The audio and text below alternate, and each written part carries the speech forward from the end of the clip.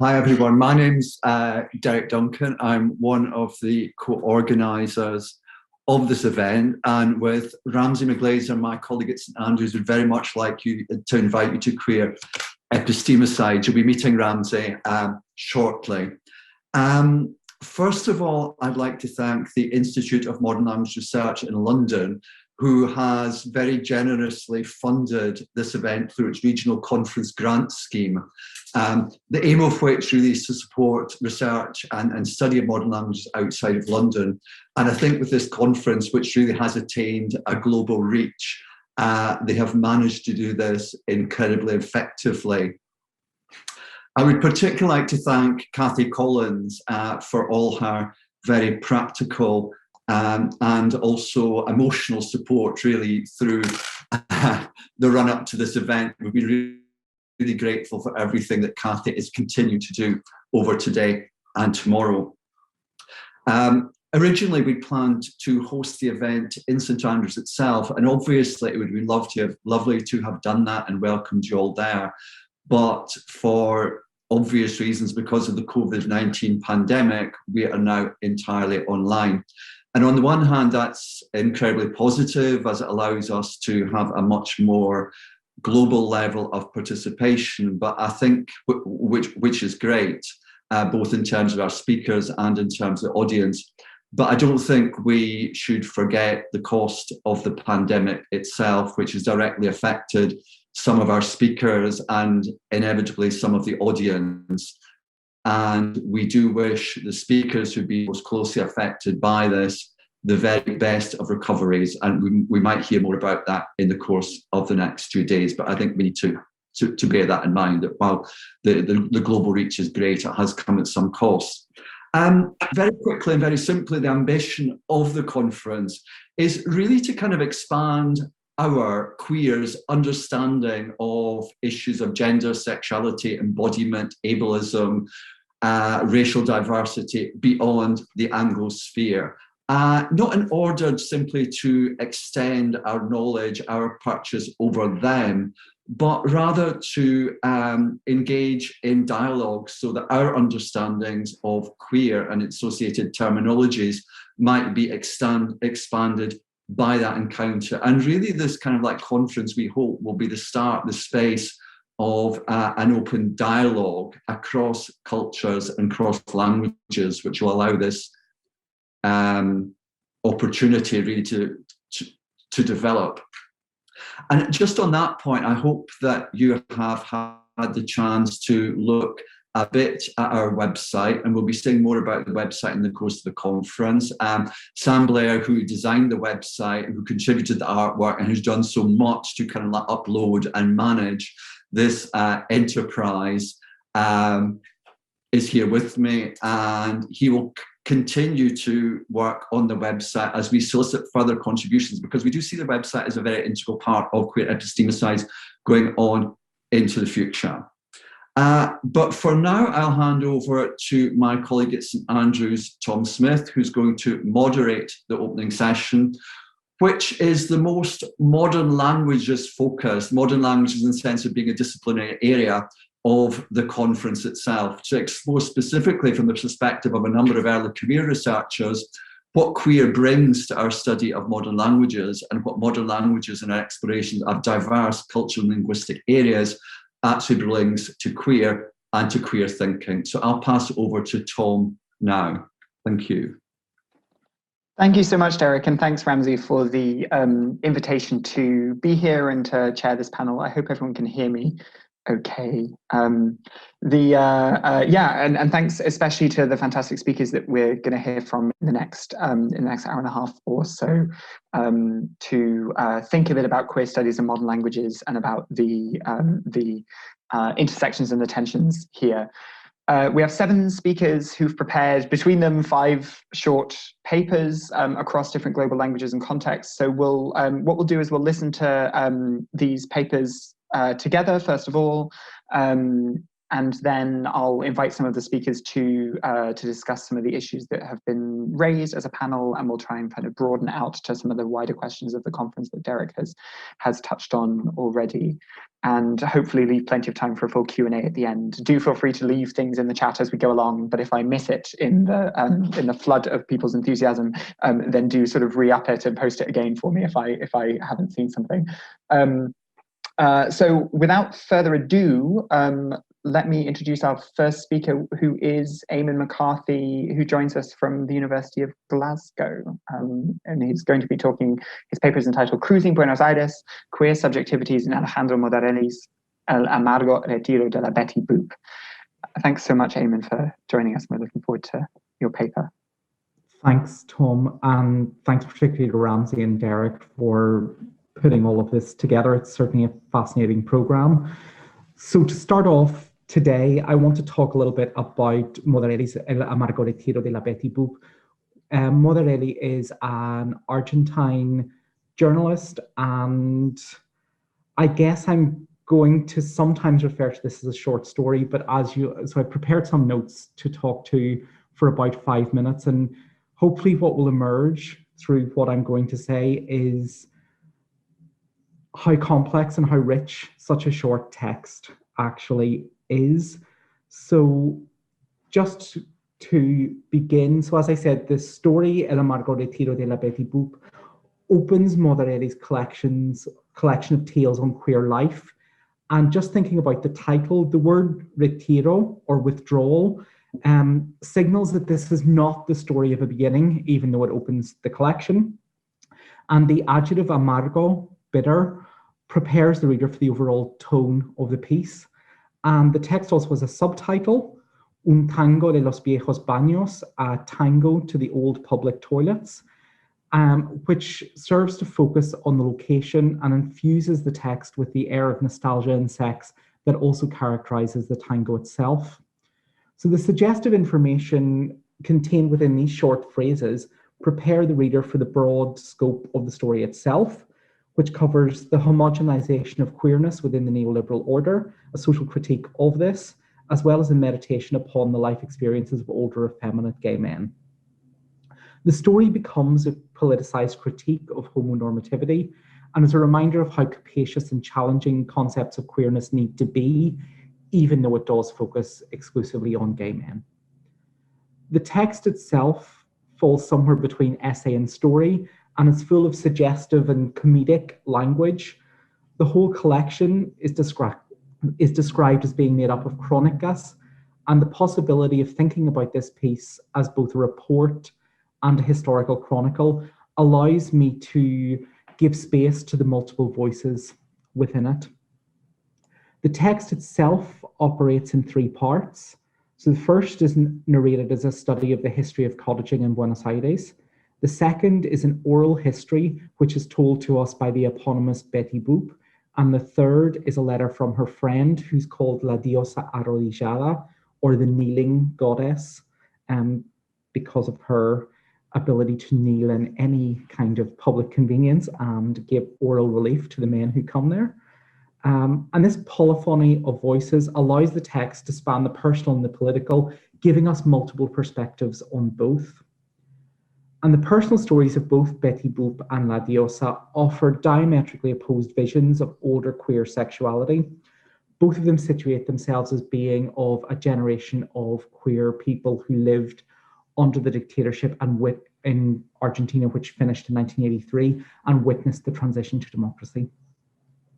At this point in her life, Betty withdraws from her sexuality and resigns herself to live I refer to them as she, even though they are gay men, because throughout the story, they very clearly identify themselves with female pronouns, which is a sort of comedic way of referring to how they were viewed within the toilets themselves.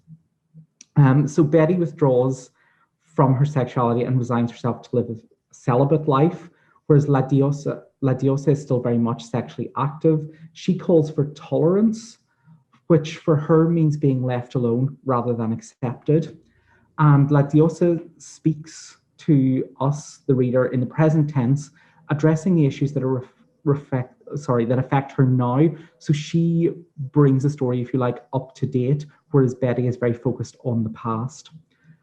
Both mentioned their physicality in their parts of the story, and underscore a general sense that there exists indifference or repugnance towards the older body, and that despite their different perspectives, both speak to the disproportionate focus on youth within the queer community, especially in spaces like the disco and sauna that are specifically mentioned as examples within the text.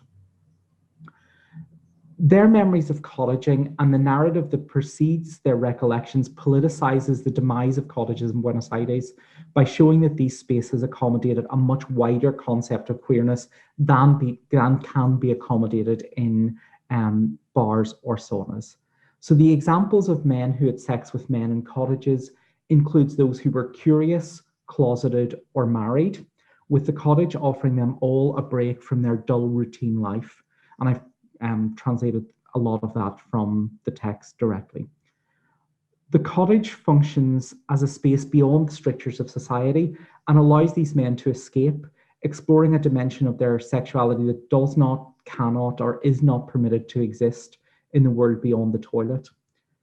That being said, whilst there's an air of fond nostalgia that marks the tone of the piece, the space of the public toilet is not romanticized, and the very first sentence plays around with the idea of natural bodily functions and speaks of the remains of piss and shit as the backdrop to sex acts that are against nature. And again, those are quotes from the text. And I argue that it's this refusal to sanitize the space or the sex that happens here that allows the text to function politically. And the key point is made that the loss of cruising spaces can be linked to encroaching neoliberalism and the granting of rights that only legislate for homonormative behaviours.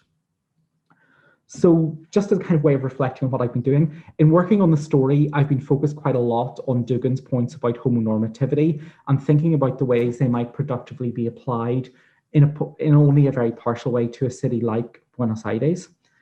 I'm also beginning to think about Munoz's ideas of disidentification and the ways in which the two figures in the story disidentify not just with heterosexuality, but also with a very narrowly drawn sense of gay identity that they might once have felt comfortable within, but clearly no longer do. Thanks very much. So that's all I have to say about the text, and I'm happy to pick up questions or wider discussions later. Thank you so much, Eamon, for that really fascinating introduction to this and raising so many really interesting questions around space and age and homonormativity and all these kinds of questions, which I'm sure there'll be plenty we can talk about later. The next paper comes to us from Polly Galis from Bristol, Maria Tomlinson from Sheffield, and Antonia Wimbush from Liverpool, and is called Querying Bodily Norms in Francophone Culture. And I think we have a pre-recording of this. Is that right, Ramsey or Derek? Yes, that's right, Tom. We're just going to launch that now. I will fade into the background and thank in advance Polly, Maria, and Antonia.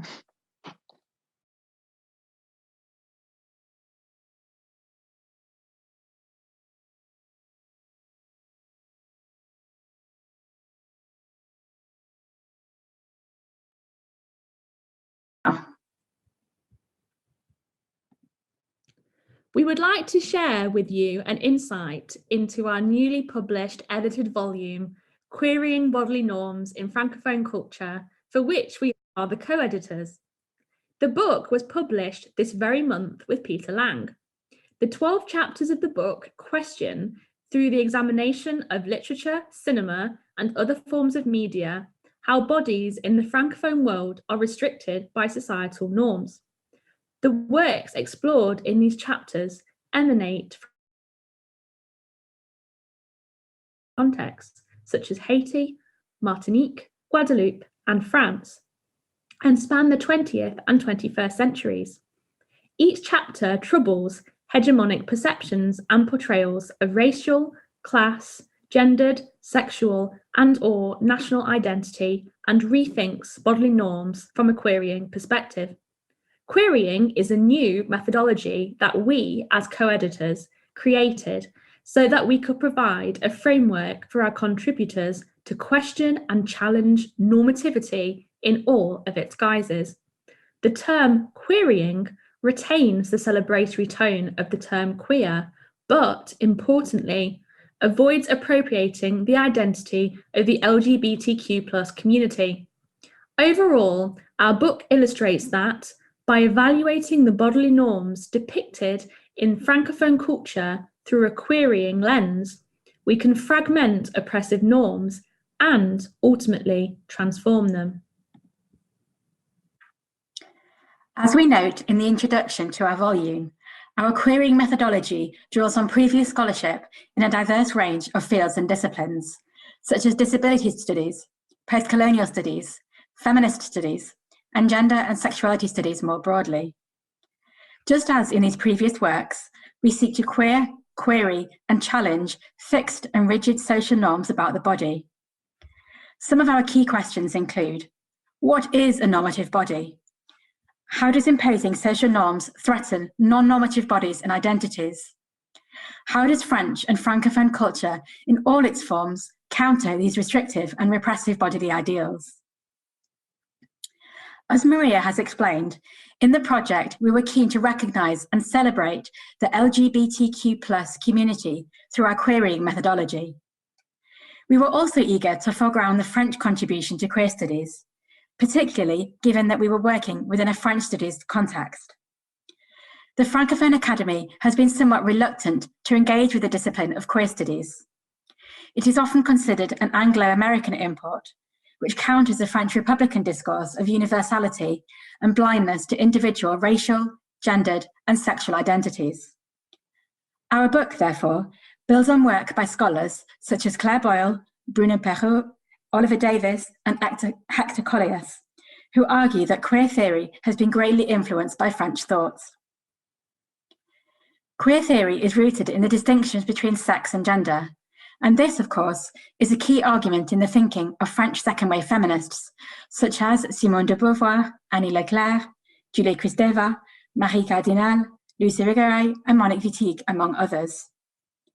The work of these scholars has been groundbreaking in terms of disrupting binaries and challenging gendered thinking and behaviour. However, we must also acknowledge the limitations of their thinking, namely the fact that they have a monolithic approach to women's issues, and that they come to questions of gender and sexuality from a white, middle-class standpoint.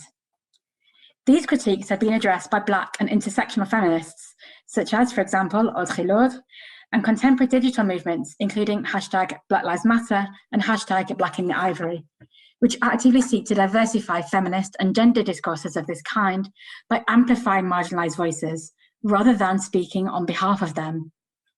Our volume, therefore, seeks to celebrate the influence of French thinking in the discipline of queer studies, while also being aware of the privileged position of these white French scholars. Such inclusive visions of the body are very much the order of the day. COVID-19 has placed the human body, and marginalised bodies especially, at the centre of social and political conversation.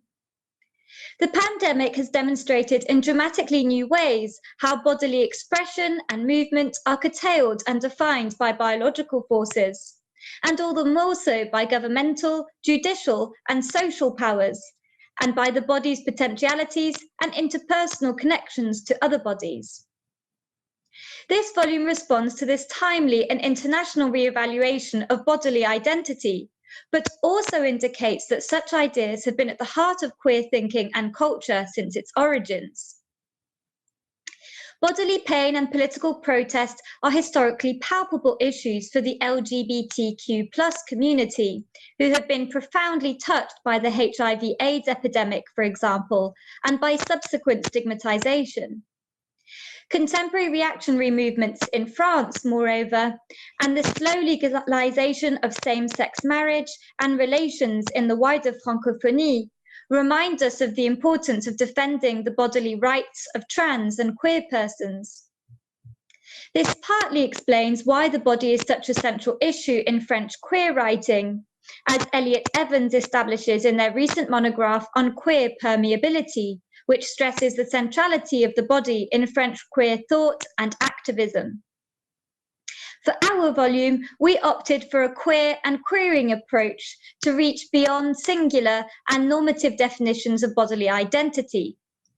Our volume considers how the stigmatization of queer and trans subjects operates in tandem with additional forms of marginalization, such as racist or nationalist attitudes, precarious citizenship, or detrimental sex work policy that limit their bodily freedoms. At the most extreme end, the sources studied in this volume question the category of the human body itself and the extent to which we as humans are defined by our bodily identity. This volume's authors, for instance, examine the influence of gay dating apps, cloning, and warfare on modern and postmodern bodies, and how far these influences reinforce or challenge normative conceptions of bodily beauty and identity from a feminist, social, political, personal, legal, technological, scientific, and cultural standpoint. In short, this volume aims to extend the tradition of French thought and culture to consider queer ideology and identity from the perspective of the body foremost, and conversely, to explore how transgressive depictions of the body can represent and support a multiplicity of queer and otherwise marginalised subjects. In so doing, this volume mounts a challenge to the less progressive aspect of French and Francophone tradition, namely reactionary views that undermine political progress and personal liberties in relation to the body. We thank you very much for listening to our talk, and we look forward to hearing your questions. If you're interested in ordering this book for your library, you can get a 30% discount if you contact Peter Lang directly at orders@peterlang.com. Thank you very much.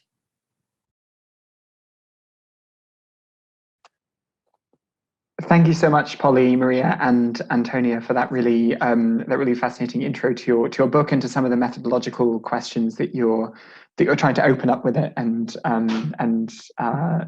again, these kind of issues of the body and will, I think, open up into a broader discussion later on. So thank you so much for that.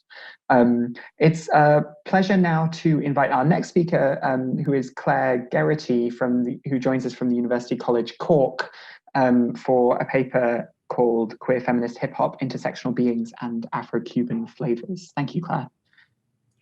And thanks so much, Tom. And it was lovely to be preceded by two fascinating talks. I won't comment now. I'll wait for the discussion, but I have things to say and I'm very excited about it. Right, so I'll get started. So I suppose just to introduce myself quite briefly, I'm in UCC here in Cork. I'm a year 2 PhD candidate, and the PhD project that I'm working on is looking at the two lovely people that you can see here, which are who are Odaimar Cuesta and Oliver Prendes, who make up a queer feminist hip hop collective named Crudes Cubensi.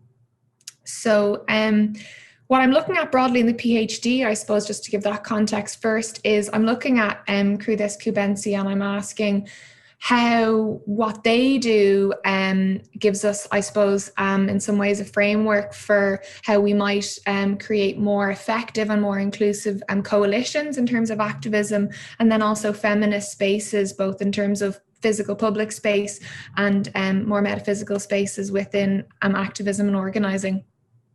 But what I decided to show you today, and as I was thinking about the theme of the conference, I decided to dig in a little bit to why hip hop in particular has been such fertile ground for me to think about queer studies, and why hip hop has in many ways that shared history with sort of all things queer, whether it's queer studies or queer lives. So yeah, all that in the spirit of thinking about these alternative ways of knowing and how they become, I suppose, alternative and not maybe as well received or accepted. So what I'll do is I'm just going to let Crudes Cubensi very briefly introduce themselves. So again, Crudes Cubensi are members of the Cuban diaspora. They currently live in the US. They identify as non-binary people, as lesbians, as migrants, I'm going to just let them briefly say hello so that we know kind of what we're talking about before I go any further. This is the first video that I saw of theirs, and it was kind of my hook, so it might be yours as well. Whose bodies are bodies, whose rights are rights.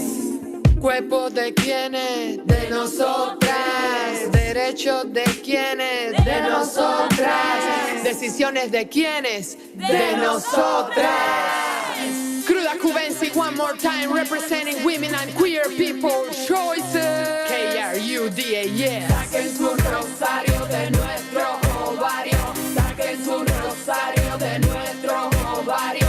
Saquen su doctrina de nuestra vagina. Saquen su doctrina de nuestra vagina. Ni amo, ni estado, ni partido, ni marido. Ni amo, ni estado, ni partido, ni marido. Ni amo, ni estado, ni partido, ni marido. Ni amo, ni estado, ni partido, ni marido. So I might leave that there, but as you heard there, yeah, Crudes Cubensi representing women and queer people's choices. So why hip hop? Why hip hop in particular when it comes to queer studies? Well, to give a bit of background, you know, in terms of knowledge forms that have been discredited or that have been killed, many times it takes place through, you know, processes such as racialization, gendering as subordinate, as well as association with maybe criminal behavior. And that's certainly been the case with hip hop. And hip hop really occurs at kind of the intersection of a lot of these issues. So the exploration that I'm going to give here really serves to demonstrate, I suppose, the myriad ways in which those types of knowledge flows, which originate from communities that are othered, are systemically discounted and discredited, and encourages us to think more about global systems of power and who benefits from certain knowledges being left aside. So I just have this map here just to, I suppose, highlight the process of dissemination of hip hop. So although disputed, of course, hip hop is generally accepted as originating in primarily Black, Latin and Caribbean communities in the South Bronx area of New York in the early 1970s. And it wouldn't have been until about the 90s that it would have really, I suppose, took hold in Cuba, and notably in La Habana, where the Cuban underground hip hop movement would have really taken root in the early 1990s. And it would have been through informal networks and through things such as radios in La Habana picking up music that was being broadcast from Miami. And I just have the map here just to show that proximity. That would have allowed, you know, this transmission and this spread. And it was really, I suppose, that generation in New York that would have come of age right at the end of the civil rights movement, that would have really, I suppose, used hip hop as a tool of political resistance, and that would have connected with Cubans in the 1990s as they were going through a period of economic decline as well themselves. And particularly in the case of Cuba, and I just was thinking of it there when the three speakers before me were saying about this narrative of equality on which France has really founded itself, and it's the same story in Cuba, really. I mean, at the end of the Cuban Revolution, you know, it was announced that inequality had been eliminated, and that actually still serves to stifle and to silence debate around, you know, racial inequality and many other issues in Cuba today. And so I suppose the concept of being on the margins in terms of queer scholars and coming from a discipline that really transcends these boundaries and these traditional borders between disciplines, I mean, we can really connect to that idea of hip hop as something that's transnational, something that came really from a need to express and a need to resist what was going on at the time. So I just wanted to mention here, just on that concept of marginality, just from Bell Hooks, feminist activist and writer, that marginality really offers that possibility of radical perspectives from which to see and which to create to imagine new alternatives and new worlds. And so the next Yeah, just wanted to briefly speak about Sarah Ahmed's Cultural Politics of Emotions. So Sarah Ahmed explains in this about the potential for political disturbance, right, of forms of feeling that are not necessarily productive.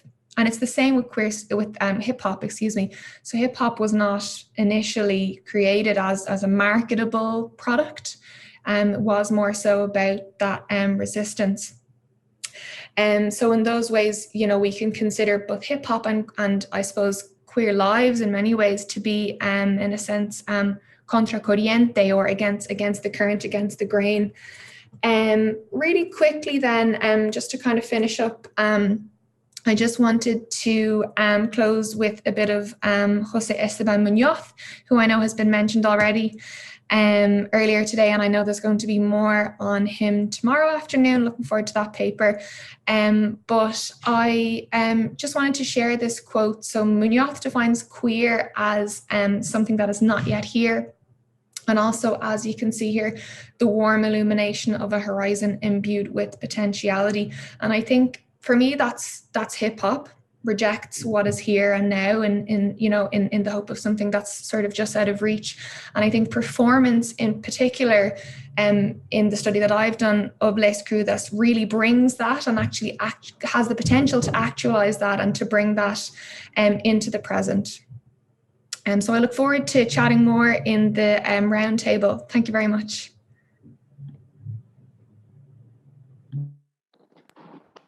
Thank you very much, Claire, for that really interesting paper. And again, I have tons of questions and ideas, but I will hold myself back because we have two great papers still to hear. The next speaker who's joining us is Sarah Simpson, who's with us from Edinburgh, and her paper is called "Breaking the Taboo: Abusive Lesbian Relationships in the Work of Yolanda Arroyo Pizarro."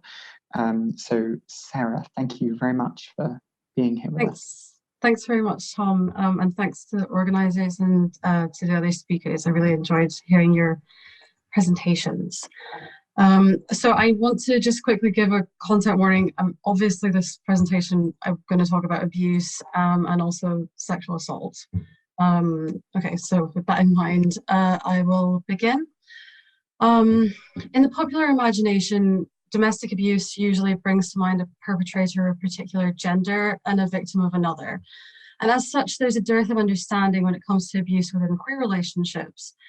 In her thesis, Power in Lesbian Relationships, Judith Pustel comments on the misconception that there can be no power imbalance between two women in a couple where neither member is ascribed a societal role of dominance by gender.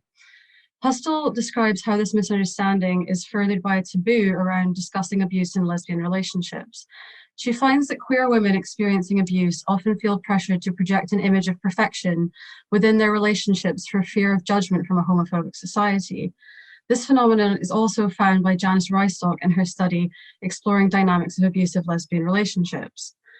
Furthermore, Rystock finds that the existing conversation around intimate partner abuse, informed as it is by sexism and cis heteronormativity, is insufficient for an understanding of abuse between queer women.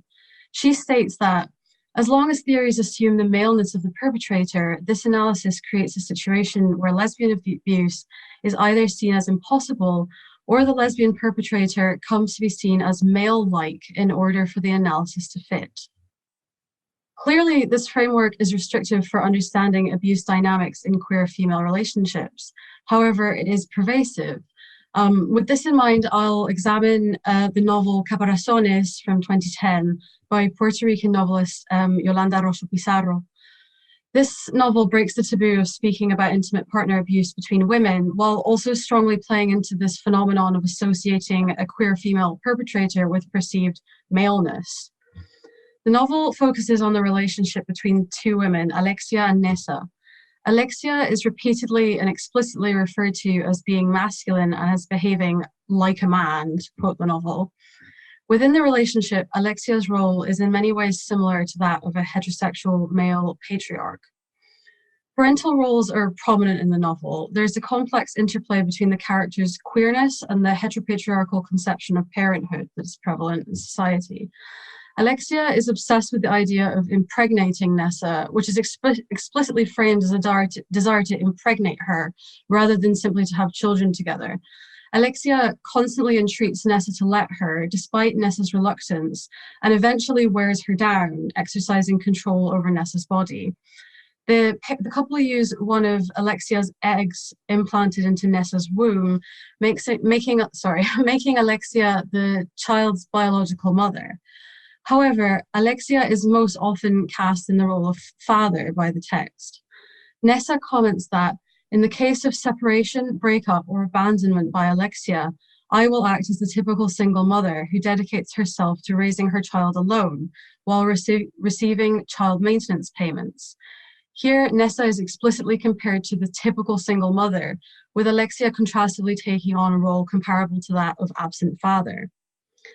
In their sex life, Alexia is always the one to penetrate Nessa, never the other way around. While penetration is, of course, not exclusively reserved for men, it is often associated both with men and with dominance. The additional factor of Alexia's obsession with impregnating Nessa only contributes further to this paradigm.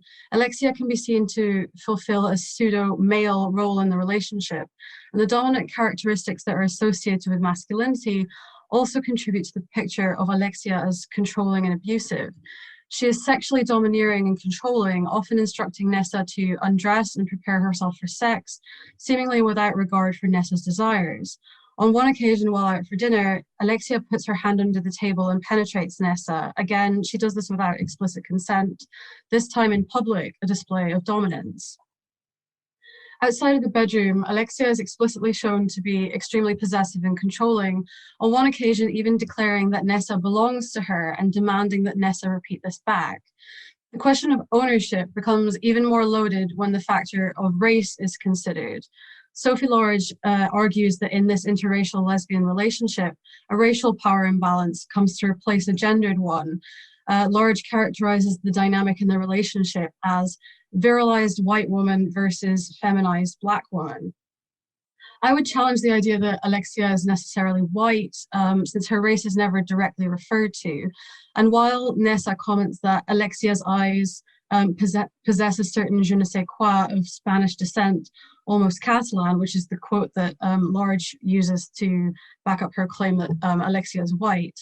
And this indicates that Alexia likely has European heritage. She is also repeatedly referred to as having an Incan nose, probably also suggesting indigenous ancestry. So the claim that she's white is dubious. However, it is clear that Alexia is significantly lighter skinned than Nessa, who is explicitly referred to as being black, and that Alexia openly fetishizes Nessa's race.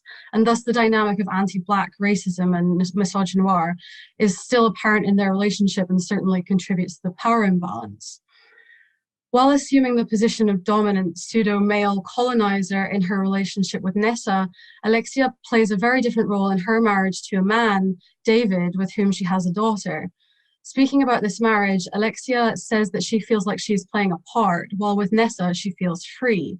However, her means of escaping entrapment is by imposing it on Nessa, someone she can subjugate in the same way that she has been subjugated in order to gain control. It's hard to disentangle Alexia's perceived maleness, as referred to by the text, from her abusive behavior, since the two are so frequently tied together in the narration. It's not entirely clear which came first, her masculinity or her abusiveness. Are we meant to interpret Alexia's masculine nature as making her inherently more inclined towards abusiveness? Does she deliberately appropriate masculinity in order to gain control? Or is the narrator's insistence on her masculinity the result of a wider societal inability to imagine abusers as anything other than male? The text doesn't give any clear answers. Thus, Lorge calls the relationship a clear reaffirmation of the heteropatriarchal relationship model. However, despite her masculinity, Alexia is always referred to as a woman, and her double life as heterosexual wife and mother complicates the reading of her as fulfilling a purely masculine and dominant role. Thus, Nessa and Alexia's relationship can never fully fit into a heteropatriarchal model, despite many similarities with it. Here, an exploration of queer abuse exposes the simplistic male abuser, female victim dichotomy for the fallacy that it is, since even the queer relationships that come close to conforming to this model still ultimately break it, raising questions about its wider validity in general. Thank you. Thank you very much, Sarah, for that, for another really interesting paper that fits actually in some quite interesting ways with what Claire was talking about, and Polly and Maria and Antonia as well. Our final paper from our sort of 5 impulse papers this afternoon is from Denise Hensher, who joins us from Cambridge. And Denise is going to give a paper called Antigone's Place, Queer Diasporic Epistemologies of Kinship in Contemporary German Culture. Thank you very much, Denise.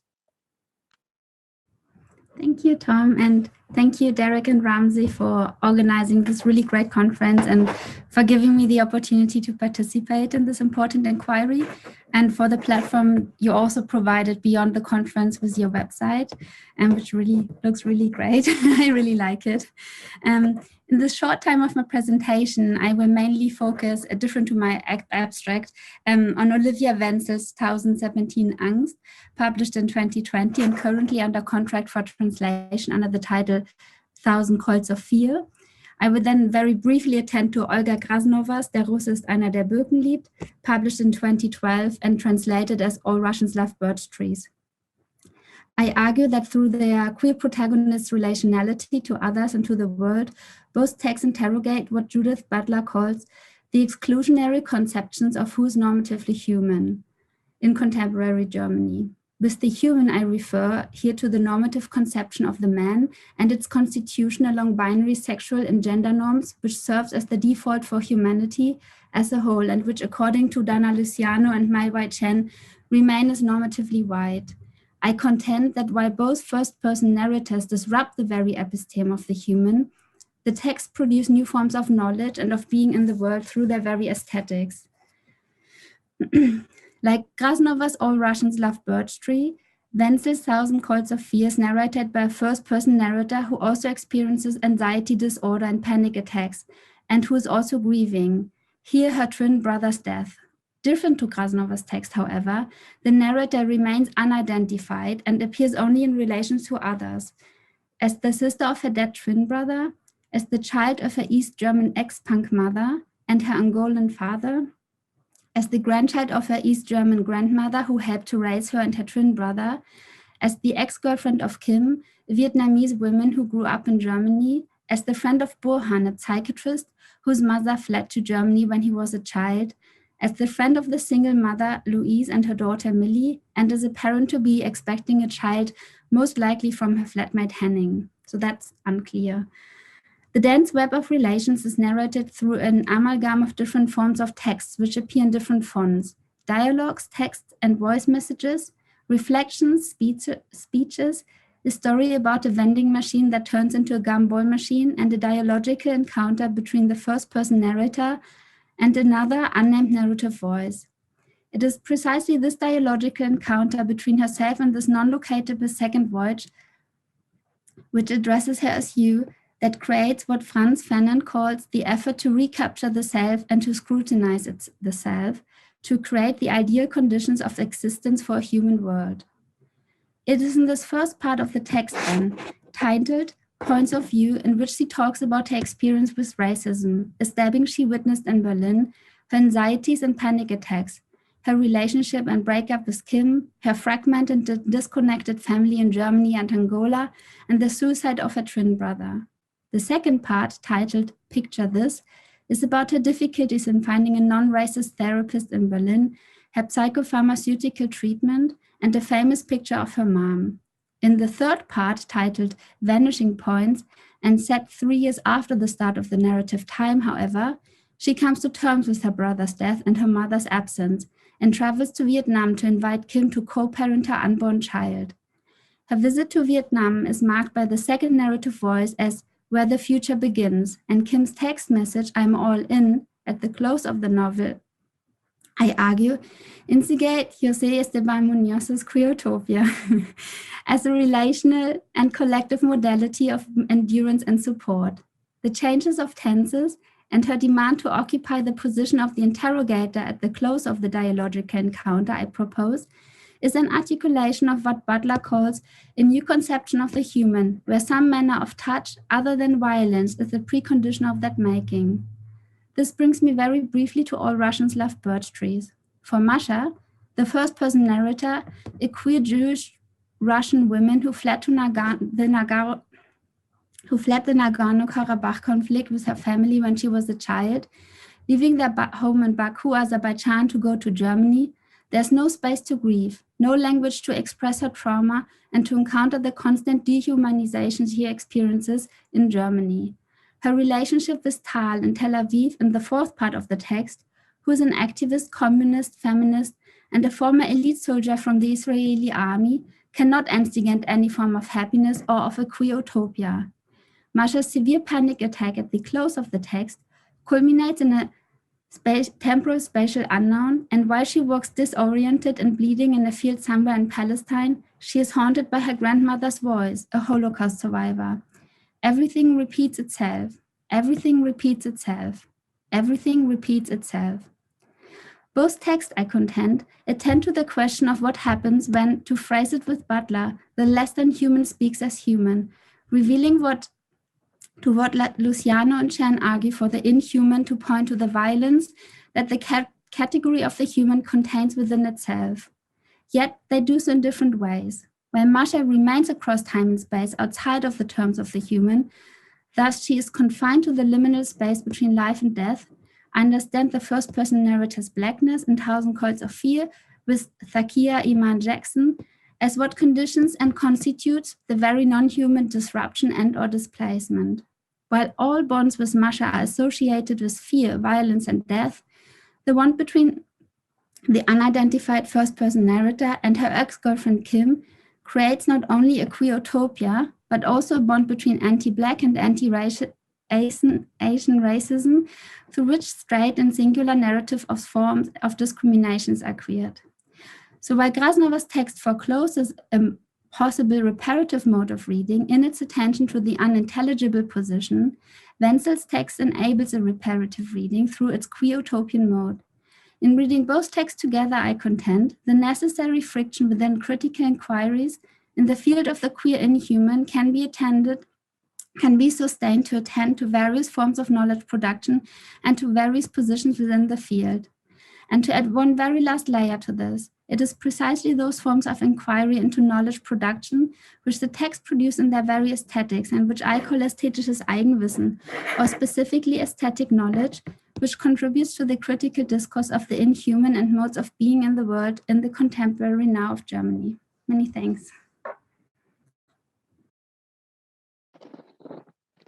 Thank you very much, Denise, for that. And I think that question of the friction of the critical inquiry, I think, is a really interesting one and a fascinating point to end those really interesting papers. Thank you so much to all the speakers. I have plenty of questions which I'd like to ask, all the more so after having listened to these great papers. What I will say is, if you have questions of your own, please do pop them in the chat, and I will try and keep an eye on them. I'll invite the panel to sort of talk amongst themselves for maybe 15 minutes or so, and then we'll open up more broadly to questions. So I'll try and to get to anything that folks want to post in the chat in the meantime. First of all, I think one of the things that really struck me about all of your papers is how listening to them all together really made me think about the diversity of queer experience and of the forms of transnational connection that start to emerge when you kind of look at these very separate contexts together, and some of the transnational connections that kind of emerge within some of the works that you're talking about. And I just wondered, this is something Derek touched on the top, and so I just wondered whether any of you had any thoughts about what these cultures that you're looking at outside of the Anglosphere can bring to broader discussions in queer theory. A lot of you are working with similar theorists, and so I suppose I'm interested in the question of what these kind of cultures outside English-speaking contexts can are adding to the conversation in this way from a sort of modern languages perspective. I don't know if anyone has anything they want to answer to speak to that question.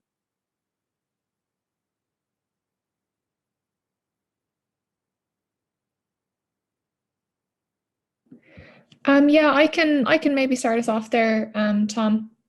So, I mean, what a question. Like when you sent that through there last week, I was just thinking it's difficult to nearly quantify, and especially when you're so immersed in study of, you know, I mean, in my own case, I would do a lot on Latin American feminisms, and particularly different theorists working with decolonial feminism. And I was just actually looking there over. So, I mean, in terms of maybe a concrete, quite a specific example, I suppose, of that contribution is, of course, decolonial feminism is not exclusive to Latin America or to non-Anglosphere contexts. But I suppose one way in which maybe my language study has kind of deepened my awareness of that concept would be in terms of the difference between decolonial, which is often regarded as sort of an import into the Spanish language from the Anglosphere. But actually, Catherine Walsh, a theorist on decolonial feminism, she actually explains that rather than being just an import, she actually prefers it to, for example, descolonial, which would be if we were to translate, I suppose, decolonial into Spanish, that's what you would probably get.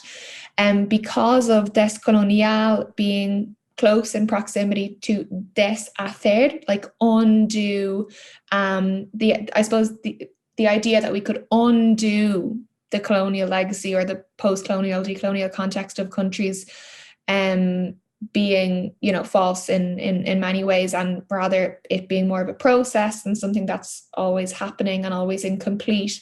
So I suppose just that quite specific etymological maybe analysis of that term in the Spanish context kind of makes me think about it a bit more in terms of decolonial as, you know, something that we're always in the process of doing, and it's never quite right, and it's never done. So that'd be what comes to mind for me anyway with that. I'm sure there's other comments.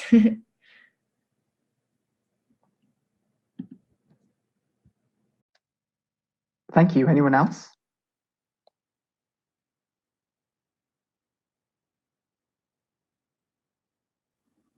I'll go.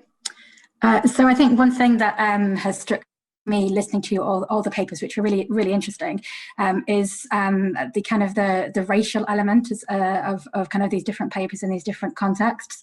So the fact that we're talking about different people from different racial categories in different countries as well, but the fact that this racial marginalisation is kind of adding to marginalisation of queer people as well. So and I think it's something that's really important to kind of decenter queer studies, if you like, and so kind of to think about it not just from an Anglophone perspective, but not just from a kind of a global North perspective either, which I don't like that term, but I think that kind of opening up these conversations and thinking about how different countries and different cultures and contexts relate to these issues is also really important. And that's something that I think thinking about things from a modern languages perspective can be really helpful.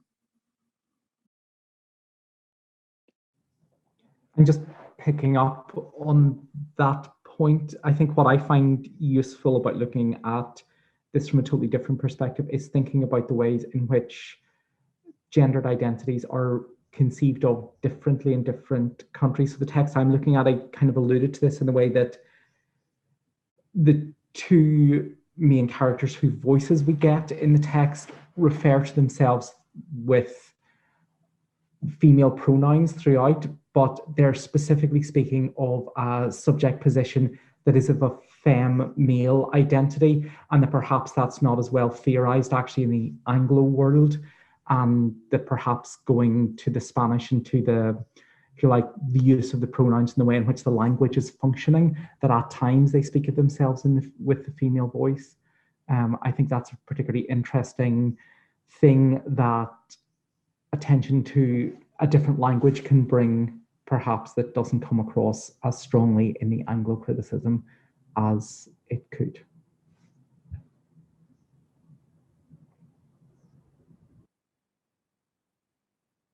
If I can say something, at the risk of sounding slightly contrary, I guess I take an issue with the question, because I don't think people ask like, what can Anglo criticism bring to, I guess the question to me almost sounds like non-Anglo, fields have to justify a place at the table in the way that like Anglophone theorists or, academics, whatever, don't. It's like Anglo is the center, and in order for other, people working on other languages or people who speak other languages or whatever, they need to justify their position and their presence. And I guess to me, like a huge part of queer theory of this field is kind of attempting to move away from that sort of center periphery relationship. And I think I was thinking about that as well during the presentation about Francophone things, because I remember that, I can't remember which of you, but one of you mentioned this idea of like, is it an import, or have Francophone theorists influenced it? And I guess that sort of echoes what I'm saying in a way. It's like, I don't see this as just an Anglo thing. Sorry. No, thank you. I think that's a really important point. I was also struck with the point that Antonia and Maria and Polly made in your paper about how we miss the point if we don't look behind the kind of Anglo English speaking bias of a lot of queer theory to the important kind of intellectual hintergrund there. And you mentioned, I think you mentioned Audre Lorde as well, whose time in Berlin was really important for her theory, and in turn influences the work of people like Wenzel writing in the German context. And so I think it's a really good point, Sarah, and thank you for that. Did anyone else have anything they wanted to input on this particular question?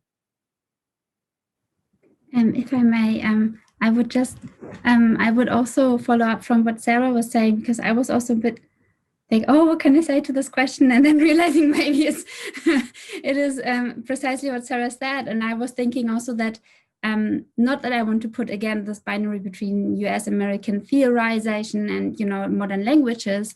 It's hard enough anyway, but I was thinking also that bringing modern languages together, that it can also enforce a bit kind of maybe a European queerness. Not that I want to say that there's huge difference, but maybe in this kind of dialogue between the friction of like a theory that is very great and often like centers around other like topics sometimes, but then also coming back to like issues or topics or themes that might come from European countries. And I mean, I say specifically European countries, but of that I don't mean like Europe. It could be also other areas. But I wondered if this kind of comparative mode and that I was just listening very like last day a podcast about LGBTQ community and travelers, and that really kind of thought was like maybe there could be more discussions like from like local, and this kind of connection between local, and I say now Europe, but I don't mean to just because I am doing German studies, but obviously it could be also other geographical limitations or areas. But like this thing, I think that could be also strengthen modern languages beyond the UK, but also like this kind of connection between the local communities. And I mean, also communities are often very global as well. I mean, that's I think also what in both of my books, like it's not there's a obviously we all know there's no homogeneous like German culture. I mean, they want to present it like this, like especially in the German context, but it is not the case. So there's always this kind of friction already. Also, what is actually German? Is it like there are a lot of people producing really great culture productions in Germany, but they're in English, and then it's like, oh, you can't do this because it's not your language. So obviously there are many levels, and I think I think that's a really great question to kind of bring all those different levels together.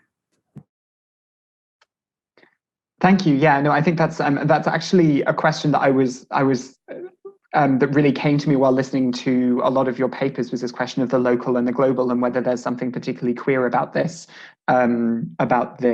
very precise focus in some kind. I'm thinking about Eamon's example, for example, of the cottaging in Buenos Aires, where you have this very kind of tight focus on a specific environment, but the way that sort of tight focus also gestures outwards in such a productive way. I don't know if Eamon, if you had something you wanted to feed into what Denise was saying about that.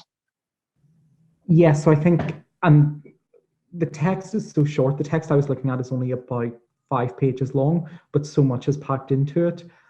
What I didn't say is that in addition to the focus on Buenos Aires, there's a direct comparison drawn with Spain and post-Franco society, and the way there's a very interesting dynamic within the text, a question around democracy and dictatorship, and it's posed very much in a way in which essentially the erotic thrill that comes from doing something that you're not supposed to do, and of doing something dangerous and illicit, is completely removed. Certainly not completely removed by democracy, because it's seen as a very gradual process, but in the way in which democracy accepts a very narrow view of a queer subjectivity. So I think that question of the way in which something that is very specifically local can speak to a bigger, wider, whether that's global or more universalized experience, is definitely in there. And I think the text is very good at using voices and specific examples to talk about bigger questions. And I think that's what came through for me in a lot of the papers, the way in which something very specific speaks to a bigger question. Thank you. Yeah, I mean, one of the things I was wondering while we're sort of thinking about about what modern languages can do by focusing on the diversity of the local, I suppose, in addition to the kind of transnational echoes of some of this, is and it links to what Antonia and Polly and Maria were saying about the work that's going on in French queer theory that is maybe often peripheral to kind of more global discussions of this, despite the fact it's been so central to its genesis. And I just sort of wondered whether there are examples you think in the cultures that you work on of kinds of queer work, queer activism, queer art that can inform wider sort of theoretical discussions in interesting ways. Denise already pointed to a certain extent to some of the important work that's being done in Germany in this regard. And I just wondered if there are sort of specific examples from your expertise of important queer artistry that is expanding the bounds of what we understand as queer theory, maybe.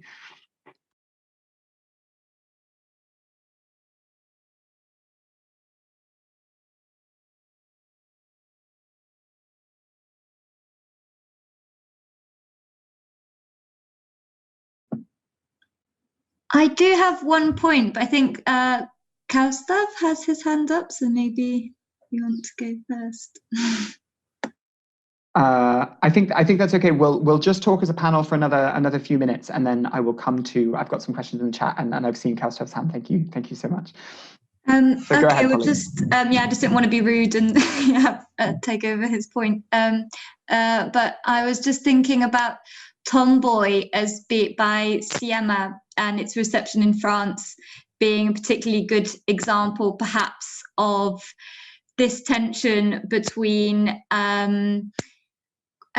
queer representation being very key to French and Francophone cultural representation at the moment, but then there's still being significant backlash from reactionary and quite conservative groups in France, which is still really prevalent, and which I think is what contributes to this idea that this idea of queer theory and criticism being central to the Anglophone world, but not, so perhaps I think part of the reason why we forget about the kind of queer representation and thought happening in France and the Francophone world at the moment is precisely because there is so much backlash that's still happening. And I think reactions to queer cultural representation itself kind of bring that to the fore for them more. Thank you. Maria, did you want to come in there as well?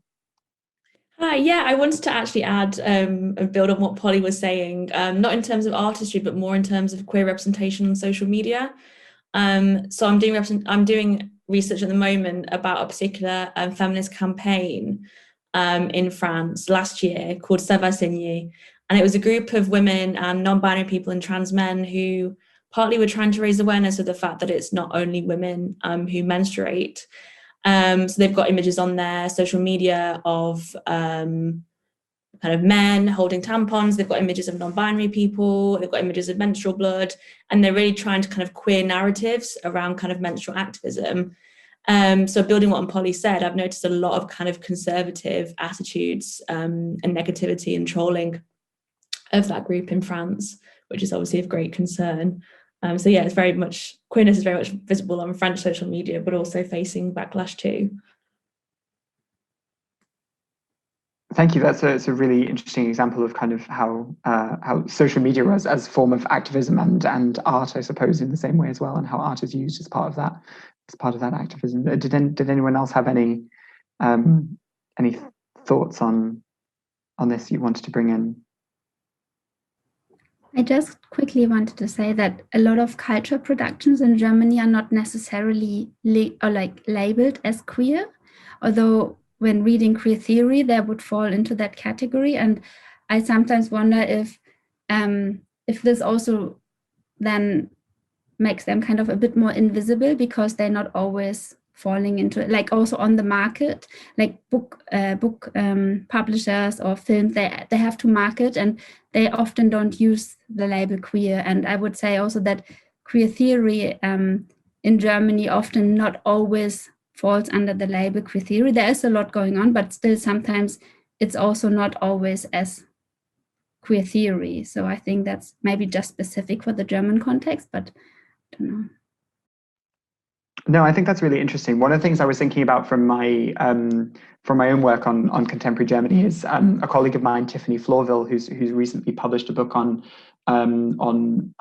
Black German activism in the 80s and 90s, and she talks about this idea of a quotidian intellectual. Most of the activists that she's talking about this time are queer Black women in Germany, but also very linked transnationally with queer Afro-diasporic movements elsewhere. And she says precisely what you said, that the access to the forms of cultural production is difficult for them, so they circumvent it, and they find other ways of creating knowledge and insisting on their kind of right to produce those forms of knowledge. And I think there is something really fascinating that emerges there, where queer theory has to happen outside the academy effectively, and what that does for our questions about it. But sorry, I didn't mean to hijack the discussion. Did anyone else have anything that they wanted to bring in terms of forms of queer art activism or whatever in your local context that challenge our ideas of the queer or of queer theory or anything else?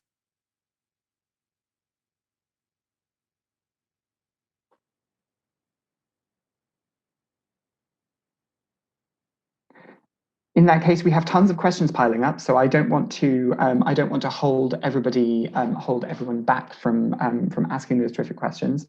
Kausa, you've had your hand up for a while. Do you want to go first? Yeah, if that's not a problem. As I was listening to the various papers, I am here from India, from Eastern India, and I related so much to Iman's paper. It's about a story which is from Argentina. I'm like, it's not more of a question, it's more like a comment, because I'm being able to relate to so much which is being said here. I would specifically, relate my comment to that of Iman's paper and what Sarah said later on. Because when Iman is talking about cruising areas in the city of this Argentinian capital, And I was so struck by it because in the 80s and the 90s, when I do research in Kolkata today, that's exactly how queer people used to, come together and they related to each other. And today when I'm, interviewing aging queer people, that's what they say, that's how we made friends. That's how we actually found our partners. That's how we came together. And the idea of a community actually emerged from there. Although there was no sense of LGBTQ because these were not the terms which were available in the 80s in India, particularly in Kolkata. And when Sarah said that it's very important that we thought about, queer theory or locating queer theory beyond the Anglo world, I would like to point out something very interesting here, that in Bangla, my language is Bengali, my mother tongue is Bengali. And in Kolkata, for instance, you would get to hear an alternative queer language, which is far from Bangla. It is called Ulti Bhasha. Ulti Bhasha means a language which is literally upside down. And what does that mean? Because that's how the queer community had been queering its own language beyond the understanding of the bourgeois polite society. Even Bengali-speaking people could not understand what they were trying to say because they developed a coded language. So when we are talking about, going beyond the Anglo world, I believe we should also talk about going beyond languages which colonize, other marginal languages which the queer community in Kolkata, in Bengal, and various parts of India had developed. Because that was the language, the coded language through which they communicated with each other. It is called Ulti Bhasha. So as you were talking about transnational connections, as we are talking about, bringing queer theory out of the, Western mold of knowledge production, then there is so much beyond it. And there is very little work. I do not know how much the international, queer scholarship is aware of these very little local practices, which have been always there. Now we are calling them queer language. Now we are calling them queer communities. But these communities pre-existed before this rhetoric actually entered our everydayness in, for instance, this part of India. So that's what I wanted to say, because I connected so much with all of you. Thank you for this wonderful roundtable. I'm talking from a completely different part of the world. But, this connection is so much important because I can immediately connect to what you are saying. Thank you so much. Thank you so much, Kaustav. That's a really fantastic and really important point. I don't know if any of the panelists want to speak to the point that Kaustav made. Just to thank him for sharing that with us. That was absolutely fascinating. So thank you for sharing that.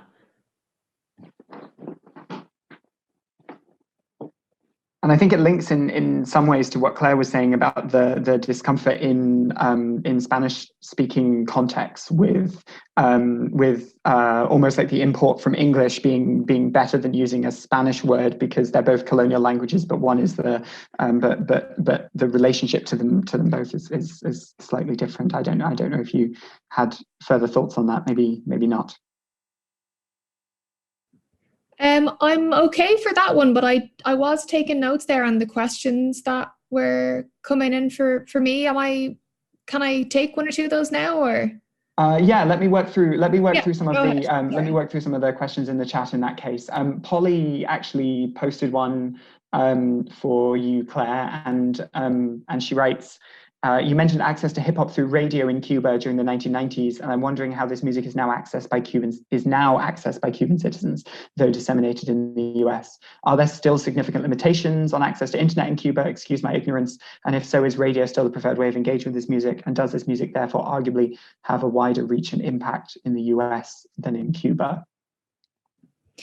Yeah, thanks, Polly. So this is certainly something that's on my mind, considering I'm hopefully going to be in Cuba next year, all things going well. So I will certainly want to be sure that I'm able to do my backups and all that kind of thing. I'm working on my data plan for the fieldwork at the moment, so it's very much the fore of my mind.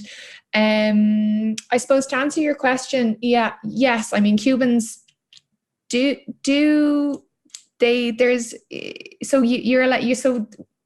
in 2019, the Cuban government made it legal to have Wi-Fi in private residences. So prior to that, you would have seen people in parks and in public places, with their devices trying to access Wi-Fi. But you are now allowed to have Wi-Fi in your home. However, you need a permit. The cost is quite high. It's not accessible to everybody. What's still actually quite popular is called El Paquete Semanal, so the weekly like packet. So it's like 1 terabyte of stuff that comes in sort of quite underground. And it would be, you know, international newspapers, Netflix shows, kind of all the entertainment, I suppose, that people would want. So given that that's quite popular, I suppose it's probably safe to say that, you know, access to Wi-Fi is still complex for people. And just in terms of reach, I mean, Les Crudas migrated from Cuba to the US in 2006. They had to go through Russia. And that's the only detail that they've kind of made public about that journey for them. But just to say that that move was motivated by hoping to spread their music more internationally, which has been the case for them since that move. Great, thank you. The next question is for you as well. So I don't know if you want to take this as well while we're on this, which is how do you or the translators of the hip hop song deal with contentious terminology in the context of terminología, I should say, in the context of Anglophone audiences? For example, terms that can be celebratory in Latin America, for example, travesti, zapata, as it is very common in Brazil, but that would pose ethical problems here. Having translated a Brazilian black trans woman's hip hop lyrics, I cannot avoid the feeling of sometimes having to smooth out, cleanse, or purge the terms she uses, which is something that can have important implications, not least because it disallows the artist to occupy that space they're speaking about in their own terms. Thanks, Elton, for that. Would love to hear more about what you were translating, because that sounds fascinating. I don't know if you'd like to let us know in the chat, or maybe I'd love to hear more about that. So I don't actually do a huge amount of translating their work. I suppose the only occasion where I'd be translating would be if I were quoting them, you know, in a space like this, for example, in a mixed language environment. Their songs, as it is, are a mix between Spanish and English. Yeah, I mean, I haven't come across a case such as the one that you describe in terms of something that's very culturally specific. What's usually the challenge for me is the speed at which the rap sections of the song can go to, and also the fact that there isn't there's not lyrics available for their music really.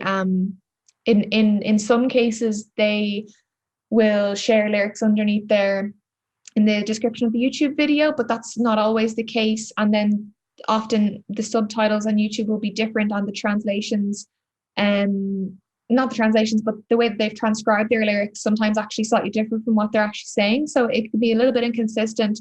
So you really do have to kind of get involved in that transcribing process. I haven't come across an example like the one you described, but I'd love to hear more about what it is that you've been doing in that vein. Thank you. That's great. The next paper we have is from Jeff McGuire, who has a question for Eamon. Your final mention of Munoz made me think about disidentificatory politics as both mediated and immediate, in Munoz's words. In terms of the immediate politics of Rosa Prepucio, how, if at all, does the text engage with local Argentine histories of neoliberalism, or indeed with Kirchnerismo as a political paradigm? Thanks, and thanks to Jeff for the question. So in terms of the overall tone of the text that I was talking about, there is certainly a sense of nostalgia in the text. But for me, what makes it much more immediate is the introduction of Betty Boop's friend, La Diosa Arrodillada, who brings the problem, if you like, much more up to date and talks about a more immediate sense of her own sexuality in the text. So that does kind of this is not simply a text about lamenting the loss of space. It's also about what that does to a whole set of identities. And in terms of engaging with Argentine histories of neoliberalism, the text very much does that. It actually mentions at one point neoliberal as the cause of the closure of cottages because of the development of train stations through the 90s.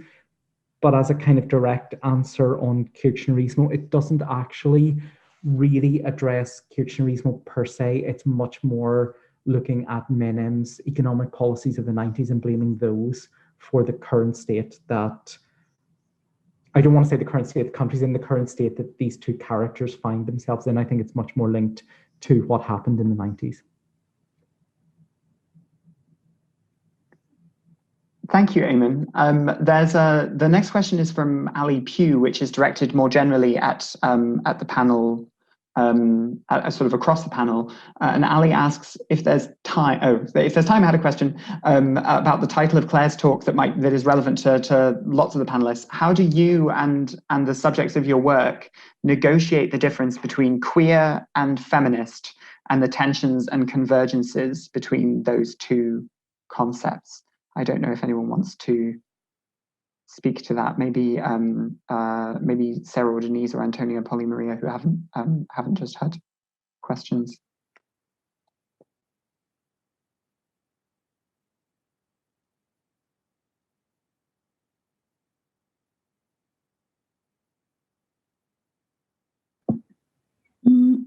I can't think of anything off the top of my head, so I'm happy for us to skip to another question, if that's okay.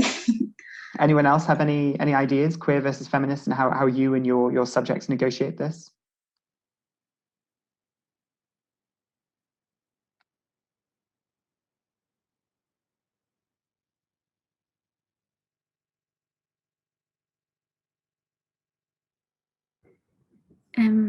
I would say in a lot of the texts I'm attending to, it's the question of transcending the binary of sexual and gender norms.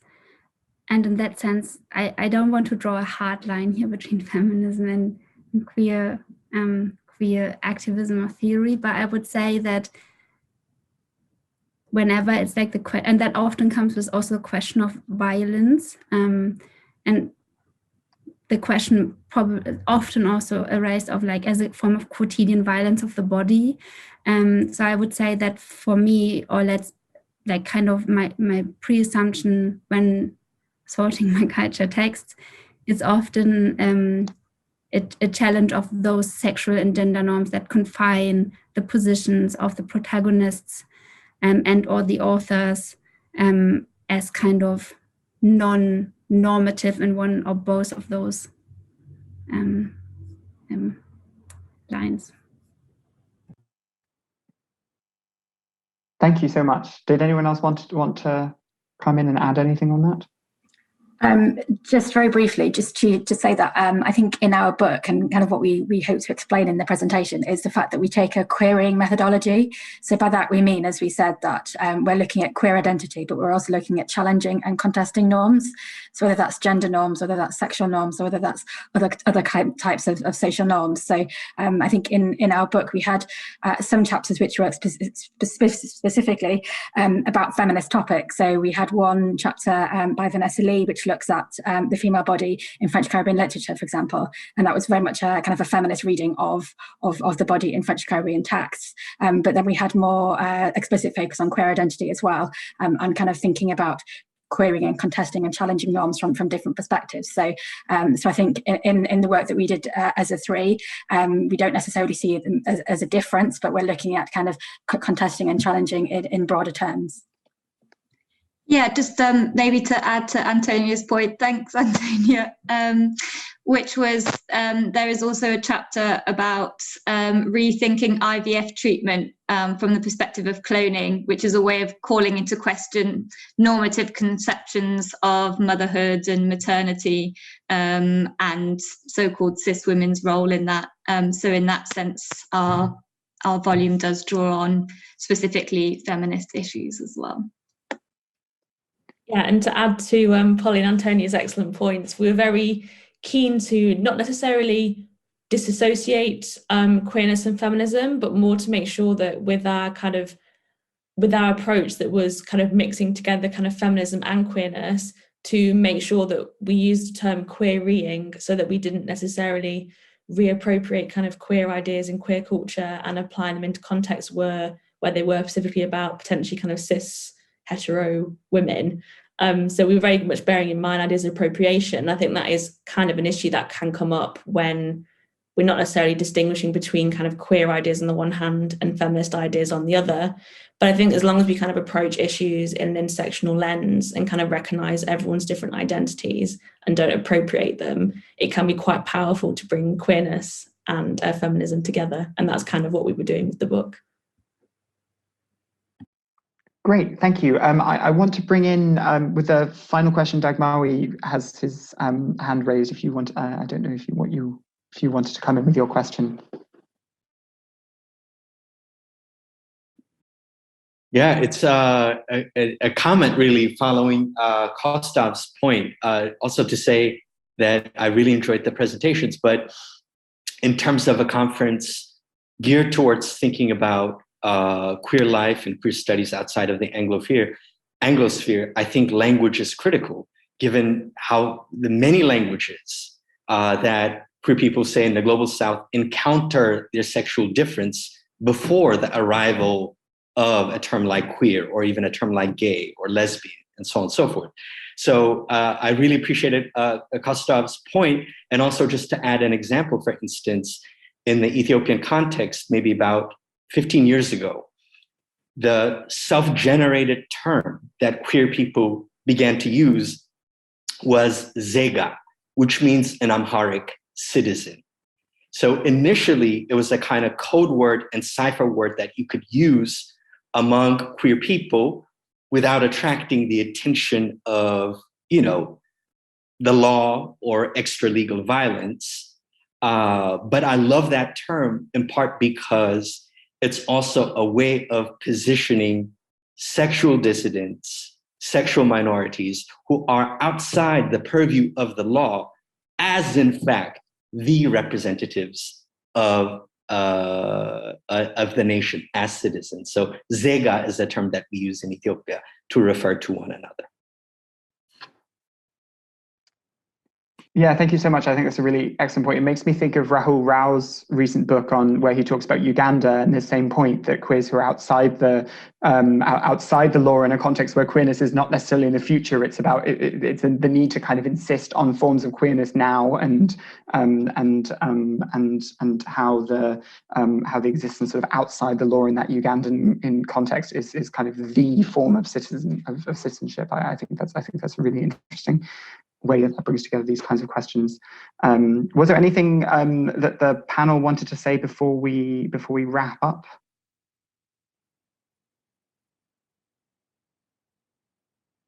Then it just remains for me to say a huge thank you to you all. I've learned so much in the past hour and a half, and thank you so much for everything that you brought here and for all the questions and everything. I will hand back to Derek and Ramsey in case they have things that they want to say, but imagine a rapturous applause. I see lots of applause emojis, and if we were in person, we would love to give you that rapturous applause. And so I will hand back to Derek and Ramsey. Thanks so much for sharing your work with us. Thanks, Tom, and thanks to the speakers for such a fascinating set of papers, and for everyone's questions that really animated the debate and brought some of the key questions that we hope to explore over the next 2 days to the fore. We'll just have a 15-minute break. If you want to leave the room, the Zoom link is always the same throughout the 2 days, so just pop back in and out, and we'll start very promptly. The second session will have a slightly different format to the one suggested in the programme. We'll have 2 speakers who will be talking about institutional politics and queerness in Eastern Europe. And we'll have Gaurav Ghosh, who will be a kind of respondent to their interventions, talking about the situation in India. So we'll see you in about 15 minutes, everyone.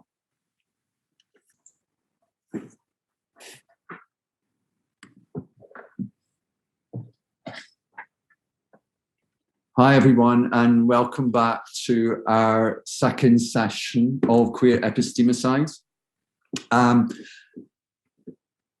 In this session, we move on to a different type of queer silencing in many respects. Our 3 speakers are going to be talking about, in different ways, the effect of institutional politics, institutional interventions in queer lives. Eva and Dimitri are going to give their papers, and then Gaurav, our third speaker, is going to give a reflection on the situation currently in India and reflect on the work of the first two speakers. So I think we want to save as much time as possible. So Eva, over to you. Thank you so very much. It's a pleasure to be here, and thank you so much for inviting me.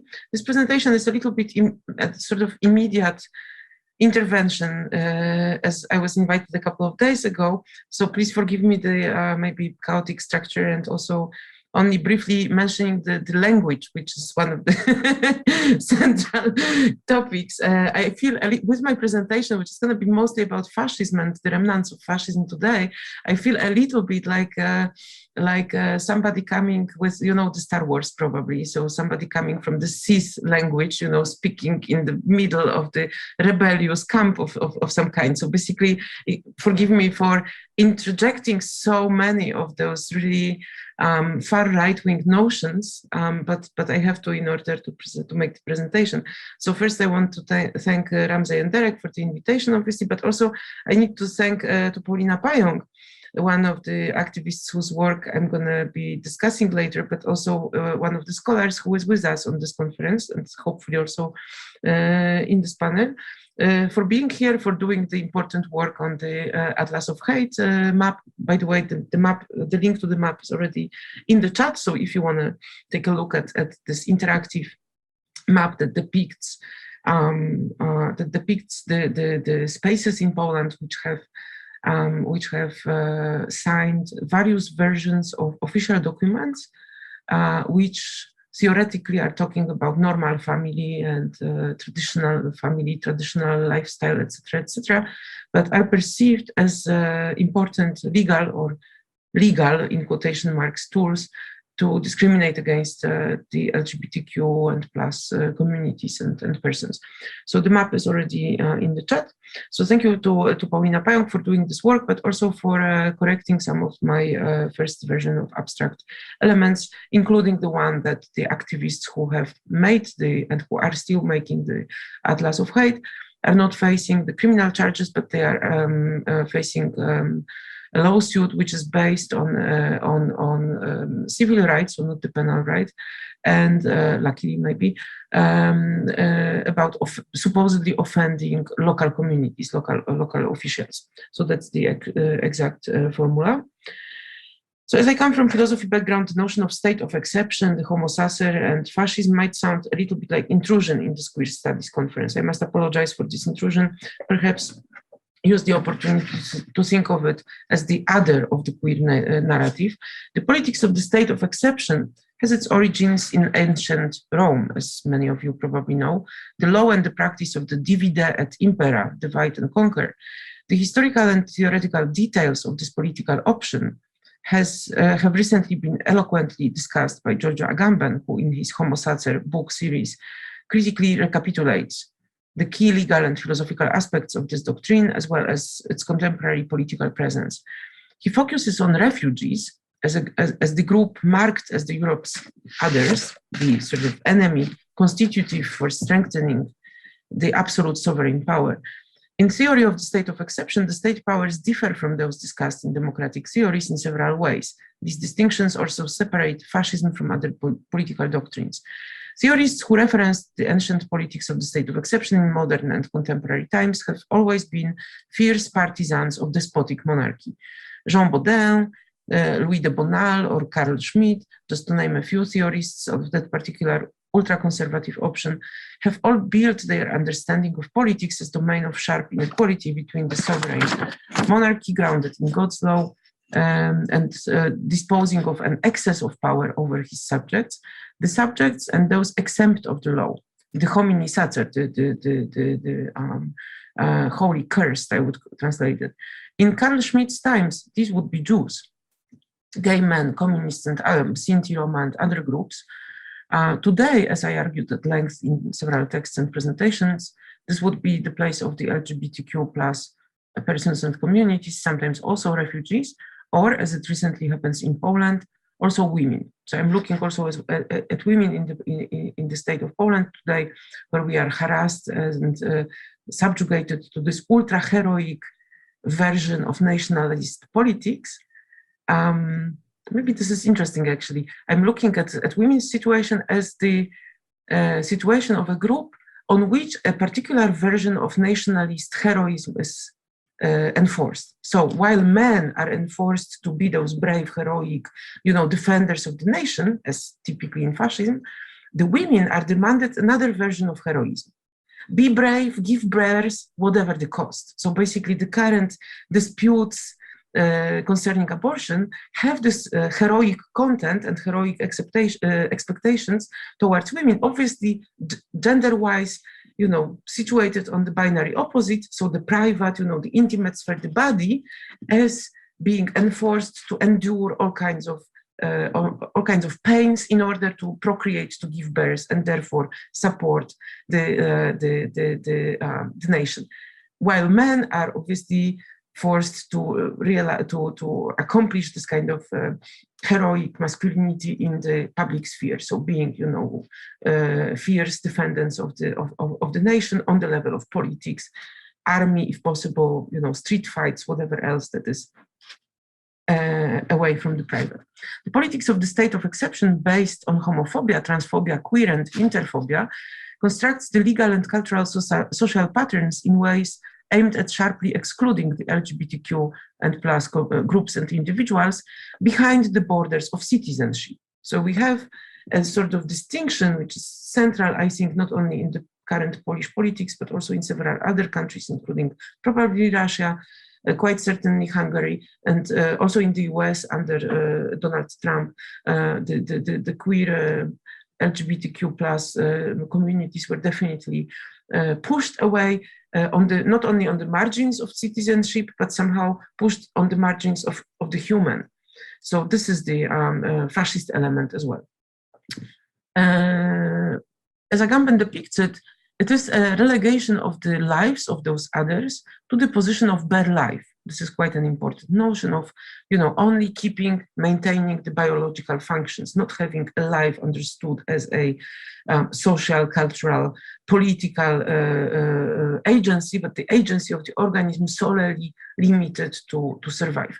So obviously in the history of German fascism, this kind of striping of the Germany's other or fascism's other has proceeded via different legal measures, starting sort of innocently, although this is already terrifying, by precisely making certain spaces, especially in bigger cities in 1930s, available and not available to the Jewish populations, right? So today, the introduction of as the media call them, LGBT free zones is precisely a repetition of this gesture. And this is why I'm speaking about fascism when I'm speaking about homophobia, because I think it is a necessary historical comparison. I'm not saying the same, I'm not trying to build an equation here, but I'm speaking about a very carefully drafted historical structural similarity, which has to be, I think, understood via this historical reference to fascism.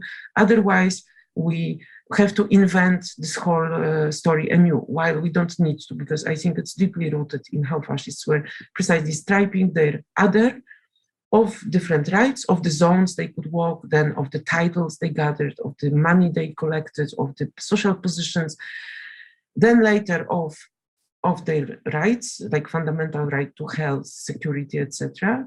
Then to their dignity was going away. And then when they were already in concentration camps, obviously their lives were massively erased from the surface of the earth. So my claim is that fascism has at its core this need, which is very much elaborated in Carl Schmitt's books and texts about sovereignty. It has at its core the necessary othernization of a certain group or persons of enemy. So the enemy is necessary to build the nation as a homogeneous, substantial entity. And this othernization is a negative one. It proceeds via striping the individuals and groups of their rights and eventually also of their lives. So in the Polish current situation, we do not face, usually we do not face the open calls to eradication of LGBTQ people from the surface of the earth, as was quite typical for fascists at certain point, not all the time, from a certain moment, right? But we do see symptoms that are tremendously similar to the beginnings of fascism in Germany. Like, for instance, those zones or those territories which claim to, I quote now, defend the traditional family, protect traditional ways of kinship, stop the homo propaganda. This is a word which is sometimes used in those legal, supposedly legal papers, or at least in the media and politicians that are discussing them. So therefore, these legal acts, and I'm doing quotation marks because there are several doubts on several levels concerning the legality of those acts. So they are called legal acts, but are they legal indeed? We have to check. And the Polish ombudsman, the Poland's officer of human rights, Professor Adam Bodnar, and his office have sent several of these legal acts to courts, demanding precisely the decisions of the courts, whether these things, I'm a philosopher, so these entities, these objects, right, whether these objects are actually legal. So I'm warning against using the word laws, because, okay, they were introduced as laws, but are they laws? And then, so the doubts that the Polish ombudsman has openly enumerated are, for instance, that these legal acts are in contradiction with the Constitution, with the European law, with several other legal measures. So this is objection one, entering in contradiction with existing laws.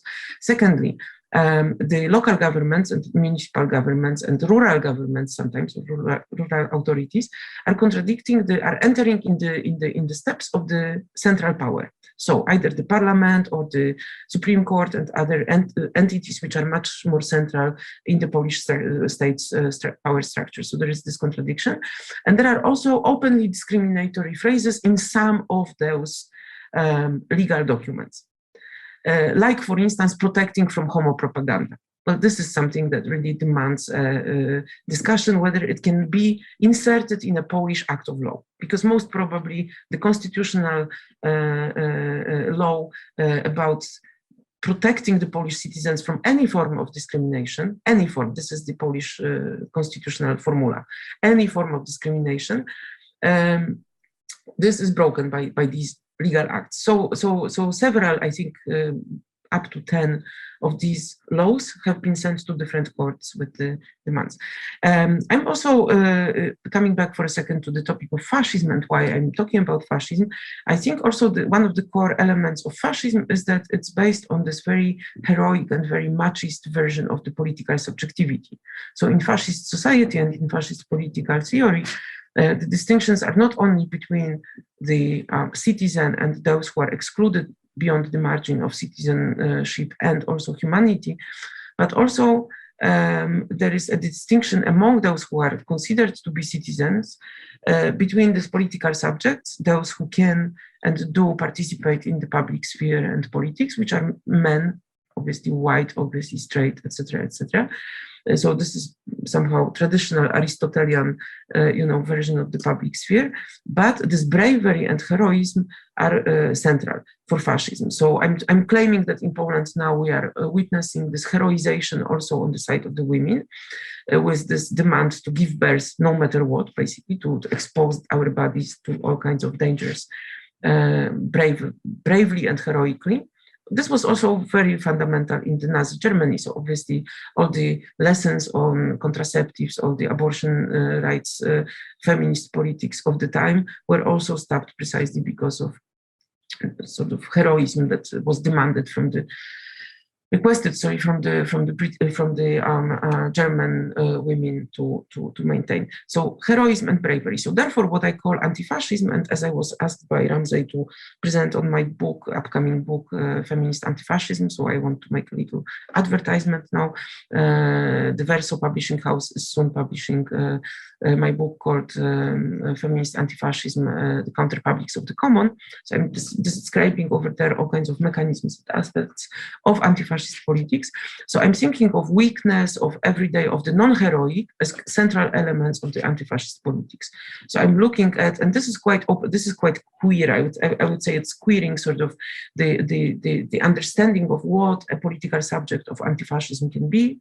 So I'm trying to make it as heterogeneous, as weak, as non-heroic as possible, because I think this is not a version of inclusiveness.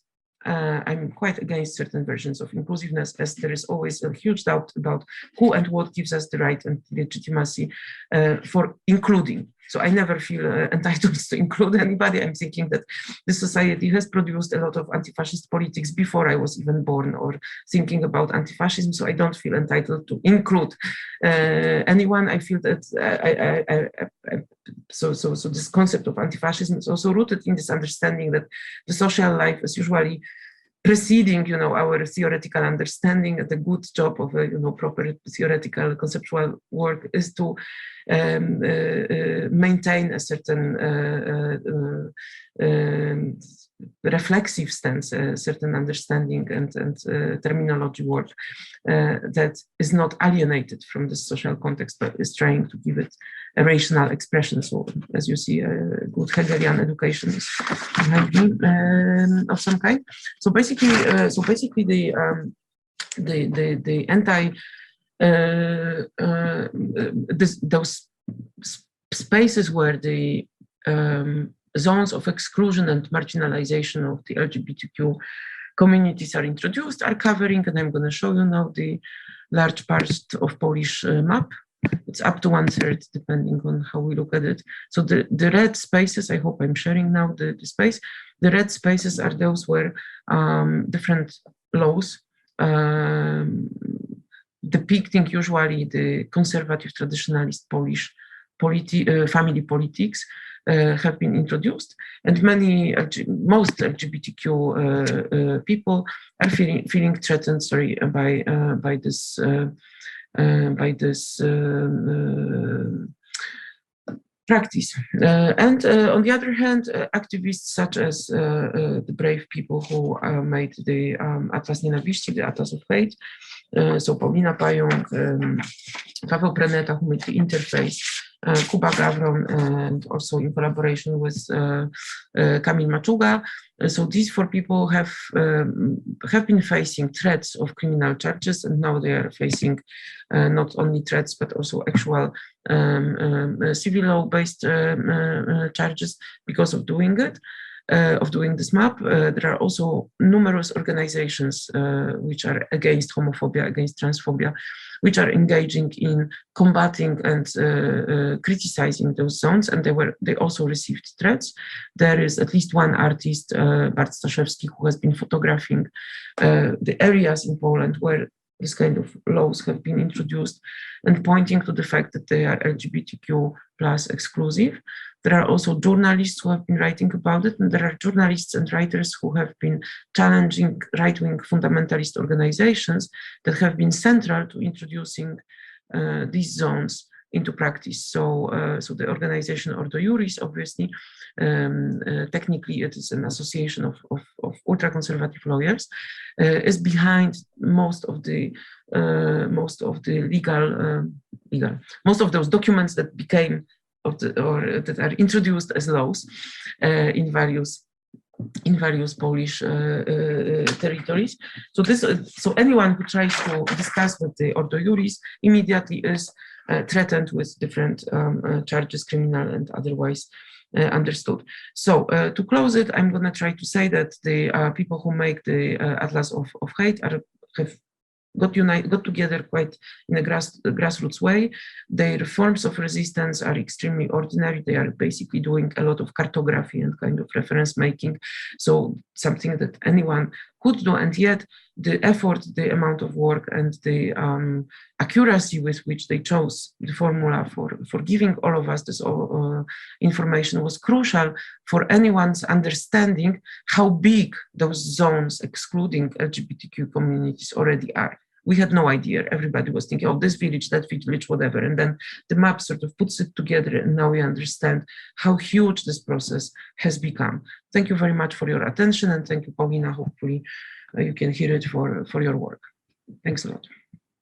Thanks for that, Eva. That was absolutely tremendous, giving us a really, dense theorization, contextual theorization, and bring it back to the local, which in some ways ties in very interestingly to the other debates we had in the first session.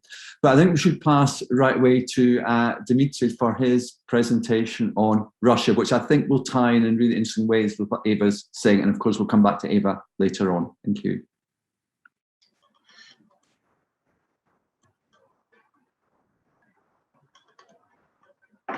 So I hope you can see the screen.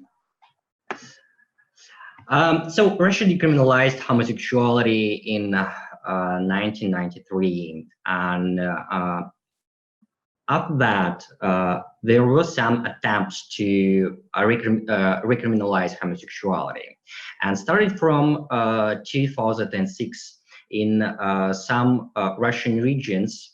Appeared the laws which prohibited homosexual propaganda. And after that, in 2013, a federal law was accepted, which prohibited non-traditional sexual relationship propaganda. So, and after that, last year, we have some amendments to Constitution, which not only gave Putin new chance to be a president, but also there were some amendments which stated that marriage is the union between man and woman. So actually for 20 years, nothing changed in perception of homosexuality in public opinion. So about 40% of Russians think that homosexuality is disease, and another 40% think that this is deviation. So in Russia, we have more negative attitudes toward homosexuality, but about half of Russians think that gays and lesbians should have the same rights as other citizens. And another story that about half Russians believe in fluidity of sexuality. So they think that sexual orientation may change under some circumstances. So started from 2006, as I said, some regions adopted law which prohibited propaganda of homosexuality. Some regions used another terms.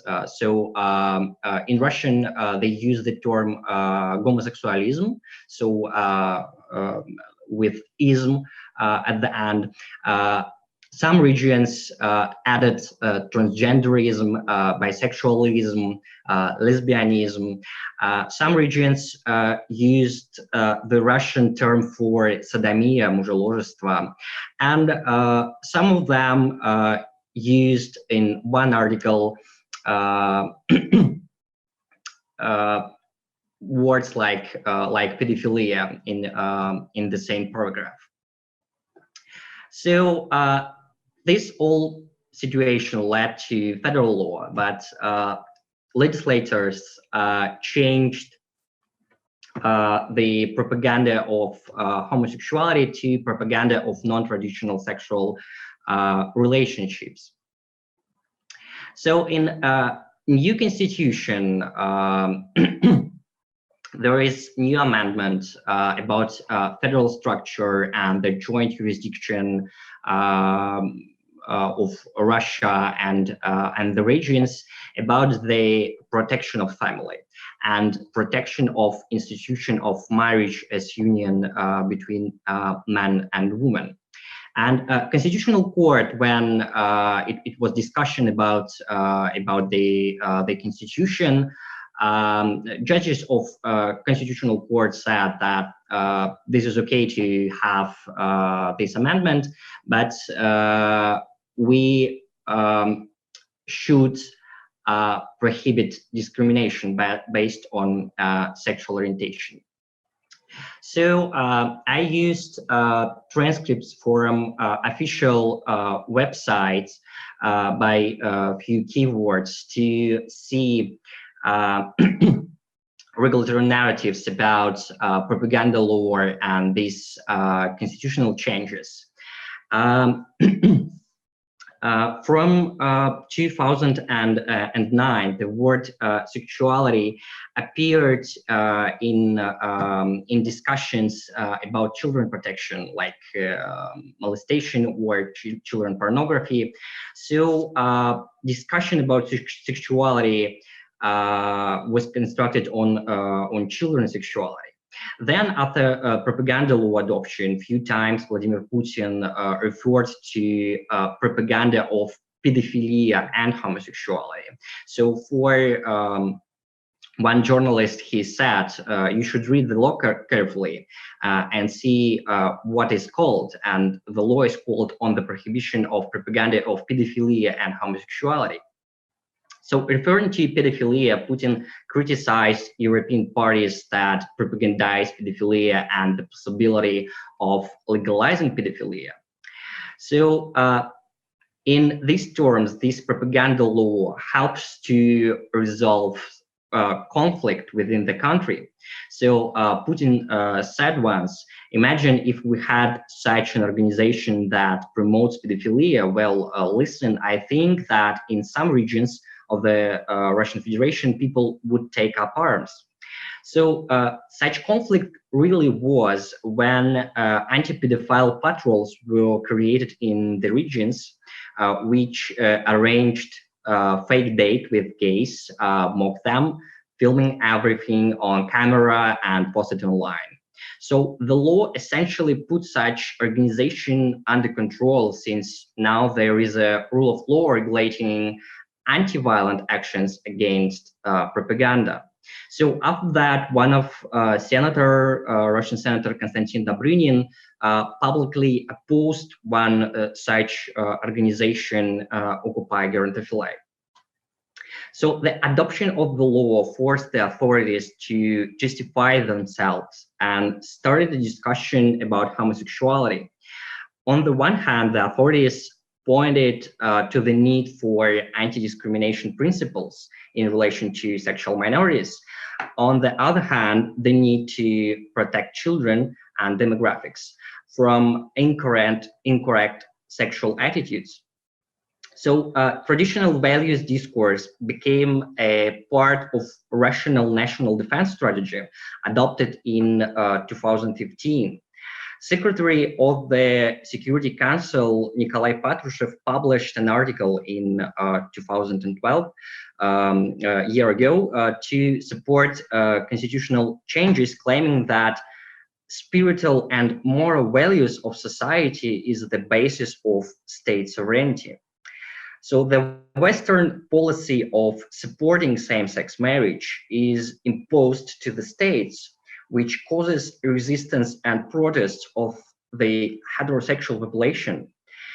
So any protest a threat to the survival of authoritarian regimes. As a solution, the wording on protection of marriage as a union of a man and woman appeared in a new constitution. So the key word here is protection. Same-sex marriage was not allowed according to the family code already. So nothing really changed. So the judges of the Constitutional Court, commenting on the amendments before the referendum, indicated the following. Marriage presupposes procreation, and Russia has no policy obligation to create conditions for the promotion, support, and recognition of same-sex unions. On the other hand, the court determined the state's obligation to follow anti-discrimination principles that were so often discussed after the propaganda law. So different strategies are used when discussing homosexuality, propaganda, and same-sex marriages. The authorities use various terms to describe homosexuality, homosexualism, LGBT, people with non-traditional sexual orientation, but always emphasize that since there are no criminal penalty, there is no discrimination. So homosexuals are not a threat, but their lifestyle can pose a threat to children and demography and procreation.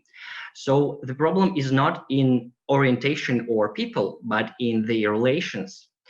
Homosexual relations should be in closet. Homosexuals seen as sexual and aromantic bureaucrats who make their careers and serve the regime. But propaganda of such relations is harmful for children.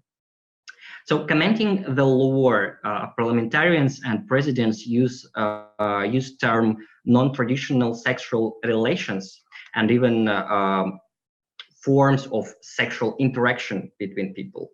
So, and this information has a negative impact on the child's personality, harming their health, moral and spiritual development. Anti-same-sex marriage policy became a part of bigger nationalistic narrative which work for demographic and anti-Western issues. On the one hand, it declares support of the traditional family, the formation of a moral picture of the world, as they call it, instead of real economic support of these families. On the other hand, the formation of nation is opposed to Western values. The nationalist narrative allows to form a special form of patriotism, Putinism, that is to keep an authoritarian leader in power. So informational autocrats like Putin always manipulate information, mimicking democracy, so they could use Western words like LGBT, for example, instead of a fear-based policy and state ideology imposition. So informal autocrats use economic performance and public services provision rhetoric to convince people about their competence. In this case, this is a show of support of this traditional families is played out in front of the heterosexual majority and other countries.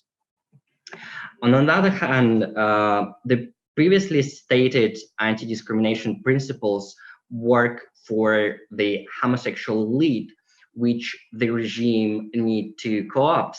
So when Putin described that he knows a lot of homosexuals and they work and can work and not discriminated and always have state awards, that means that there are some good homosexuals who could be a part of this nationalistic project if they live their private lives, haven't coming out.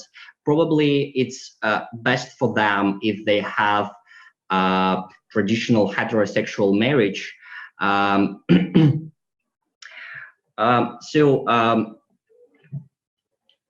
what I'm thinking here about how institutions are created, how the instability of these institutions was created. So according to institutional theory, it's good if institutions are stable and reduce the uncertainty.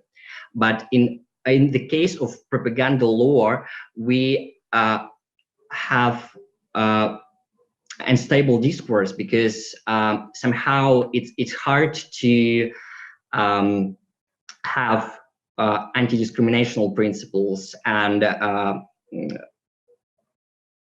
discourse, negative discourse about same-sex marriages. So these unstable institutions could be used against people or elite who want to be a part of this nationalistic project. So, and as for example, there are some cases when authorities don't use the propaganda law, and instead they use other laws to prosecute homosexuals. For example, if you posted a manga or your art with vaginas, it could be pornography distribution. If you talk with a child about homosexuality, it could be child molestation. If you want to have children and go to have IVF, so you could be charged in human trafficking. Or if you know about Chechnya situation and their secret prisons. So this instability which were created by the law led to discursive instability about homosexuality, and I think in some future we will have more and more discussion about homosexuality in Russia. So that's all. Thank you.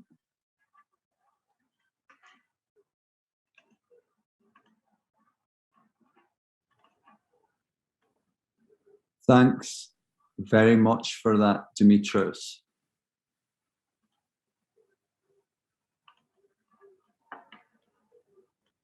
Hi, Dimitris. Thanks very much for that presentation, which ties in all sorts of really fascinating ways with the points that Eva was raising. But I think we want to go straight over to Gurab for your response to the two papers, which you just heard, Gurab. Yeah, hi. Thanks, Derek and Ramsey. So I will, it actually resonates a lot, both Eva's paper and Dimitri's presentation with what is happening in India right now. So, so what I wanted to present and also talk about that, who is an Indian queer in the post section 377, when 377 is decriminalized in India.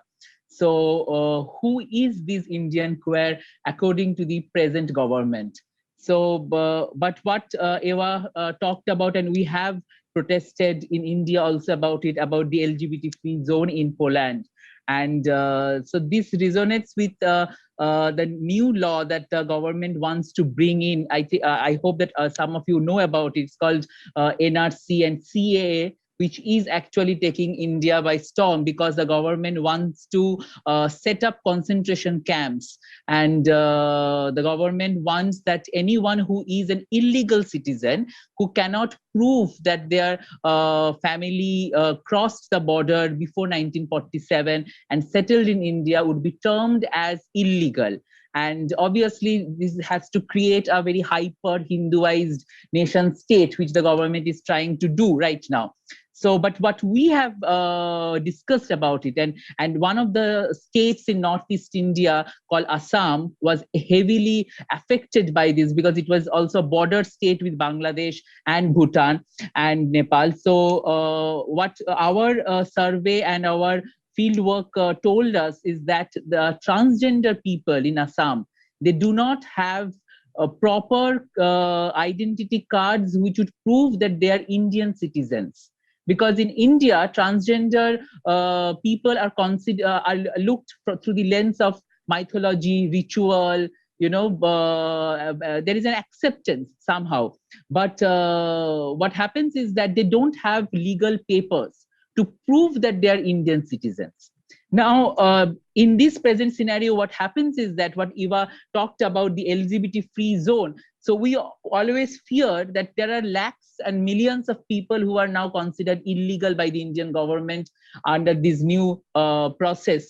Now, what will happen to the transgender people and queer people who are away from their homes or who are thrown out of their families?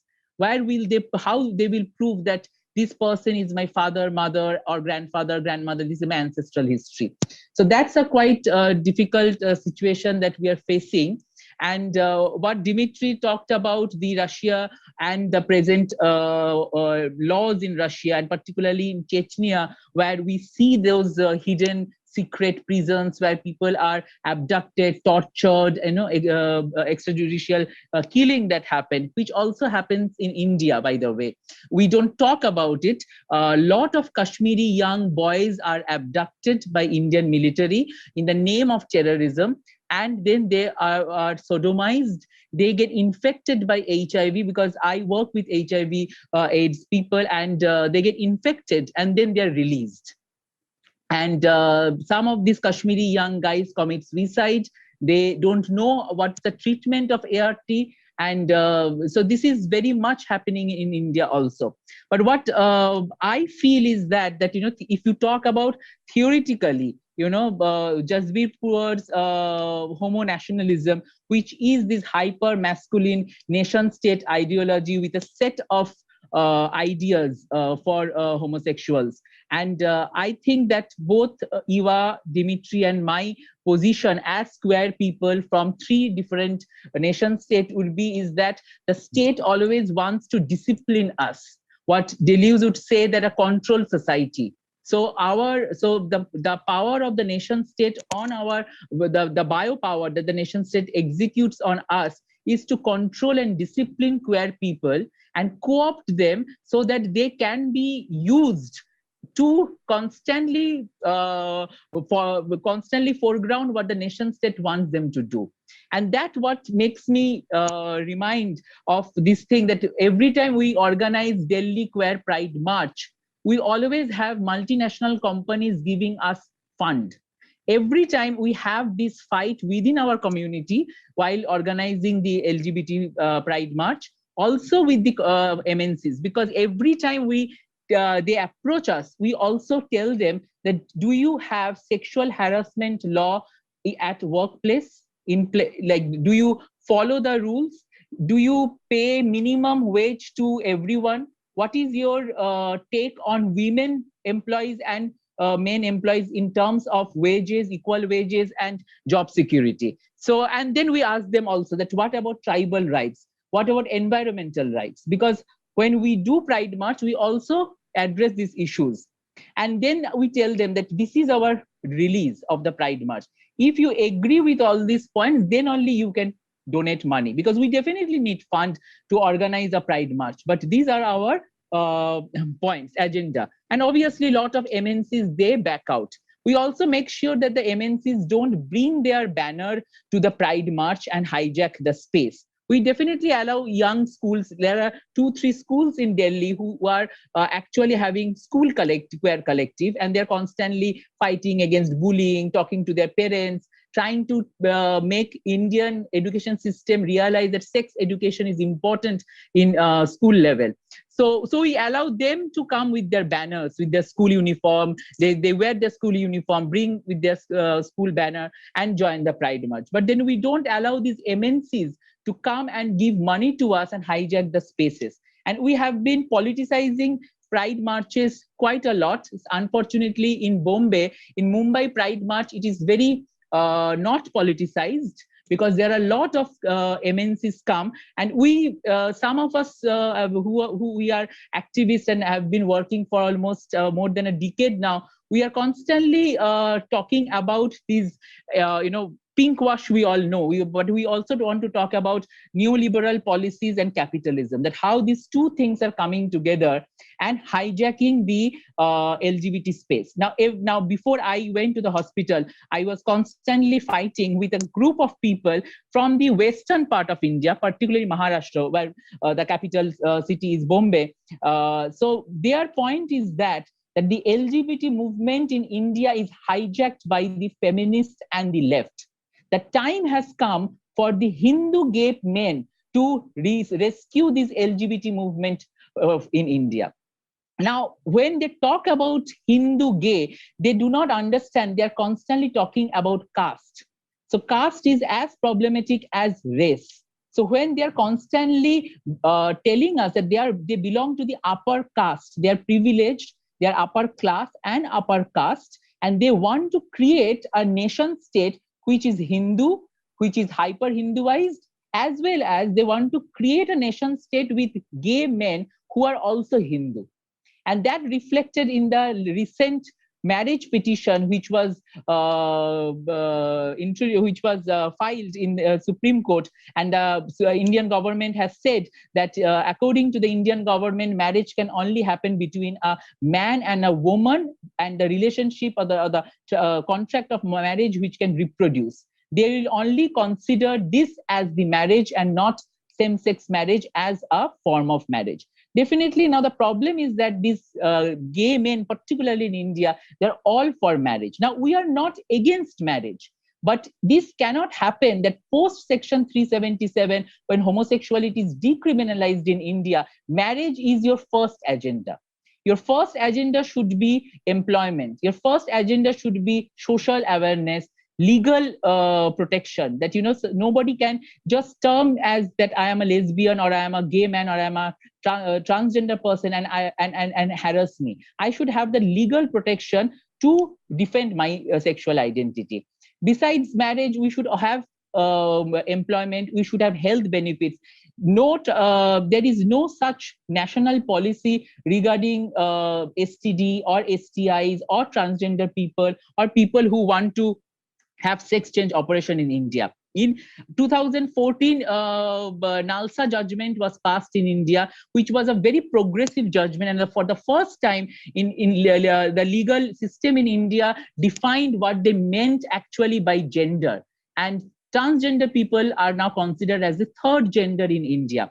But this present government completely nullified that progressive Nalsa judgment and passed a very unfortunate law called Transgender Protection Rights Acts Bill, Rights Acts. The bill was now transformed into an act, and there was a huge protest in India because the law initially said that today, if I want to prove myself as a transgender, I have to stand in front of a board which will have medical persons, which will have district magistrate, which will have police officer, and the board can ask me to undress in front of the board and prove that I am a transgender person.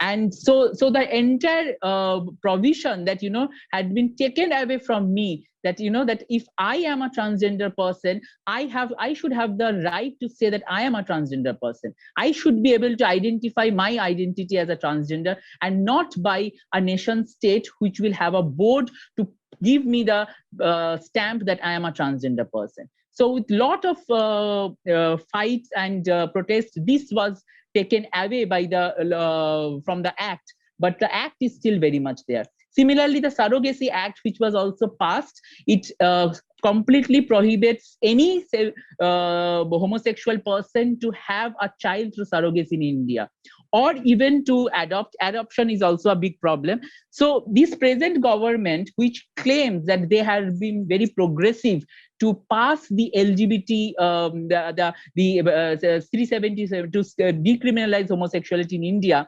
On the other hand, anything that has to do with the LGBT community in terms of rights, in terms of safeguards, in terms of provisions, privileges, this government is definitely not paying any attention. A pandemic is going on, and there is not a single scheme or policy which is ensuring that the medicines will be given to HIV/AIDS people. We have a set of volunteers, NGO workers, and government officials, doctors, nurses, who are constantly working unofficially with a very fragile and floating network, which is constantly giving medicines to people. The government has no consideration for transgender community where they are living, because in India, transgender community performs, like they sing, dance, and they go and then they get the money.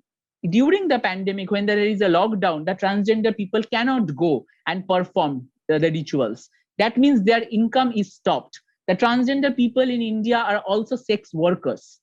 They obviously, and they all stay in a community. So in a commune kind of a place. So they cannot go to clients' homes. They do not have a provision where they can actually meet people and have sex as a labor.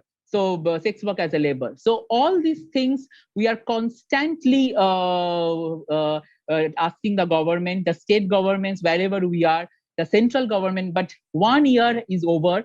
India is fighting the second wave of the corona pandemic, but there is not a single scheme for transgender people or LGBT community from the government. So I think what Eva Dimitri tried to tell us, that what is happening in Poland and in Russia is very much also happening in India. And I think this is a part of a fascist network that is happening across the world, because every time there is fascism, and that's what I keep on now. I keep on thinking about public mourning. I keep on thinking about personal mourning. I at the same time also think these days that why some people from the LGBT community are always allying with the fascists. Like we have examples in the Russian fascism, in the German fascism, we have experience in Turkey, we have instances in Russia, in Poland. Why certain group of, and this is definitely privileged group of LGBT people who are upper class, upper caste in India, let's say, white people. So why all these privileged LGBT people are constantly allying with fascist power? Because, and this way, I think we need to think as an LGBT community that how to educate these people. Because I'm not telling people that, go become a communist or be a left person, and do something. No, not like that. But why will you support fascism when you know that fascism is anti your identity, sexual identity? So, yeah, so this much I want to say. Thank you. Okay, thanks, Gurab. This is an absolutely electrifying conversation. We are obviously opening chat to questions from all the participants from the audience, and people can ask questions directly. But first of all, I'd like to really carry the conversation on amongst the three speakers rather than having any external intervention immediately. Eva or Dimitri, do you have any response to Gurab or to each other's papers right away? Eva, I noticed you put something in chat. Yes, I was actually thinking, thank you very much, Gurab, and thank you, Dimitri. I think that the situations in our country sort of overlap, also showing a sort of tendency for nationalism to become the international of the 21st century. So as much as the 20th century began with this idea of the progressive socialist international or communist international, now we enter the 21st century with another idea of the fascist internationalism. And believe me, the organizations and networks of fascists, I think today are a little bit maybe more even more, how to say, successful, effective than the efforts to internationalize the kind of human rights egalitarian policy. So I'm thinking of how anti-fascism can and needs to be international. How our struggles, but also our critical observations, even in countries where same-sex marriages exist, even in countries where there is a plethora of other legal and cultural measures that reassure that make sure that human rights standards are protected. So everywhere, I think we need to observe those tendencies where the political subject is becoming this macho, even macho woman. I mean, if you look at the French ultra right-wing scene, you can see some, or at least one woman in the center of it who was perfectly embracing the heroic macho, the kind of anti-Marianne, policy. So I believe that we do need to think about it in plethora.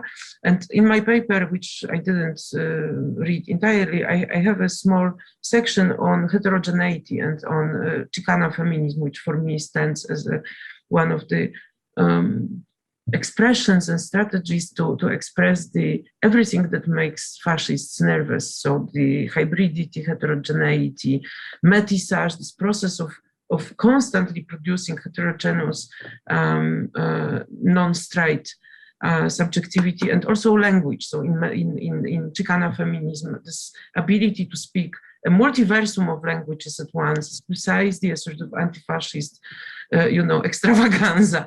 So yeah, but I'm not sure if I have specific questions. I can say also, Dmitry, that Poland was trying to follow the Russian example, obviously. So the Polish current government, which is very anti-Russian in terms of like stereotypical anti-Russian position on one hand, was copying. So for instance, those zones of marginalization of queer communities, which are at the same time the zones of protection of the family, they have been implemented in Poland following the example of how in Russia these homophobic laws about homo propaganda were installed also in different regions, and then out of the blue the Duma votes for the general law. So in Poland the effort was the same, but we had those interventions of the Atlas of Hate and other people to say like, no, this territory is becoming more and more homophobic. We don't want it to reach to this point when it will be obvious that the parliament votes such laws.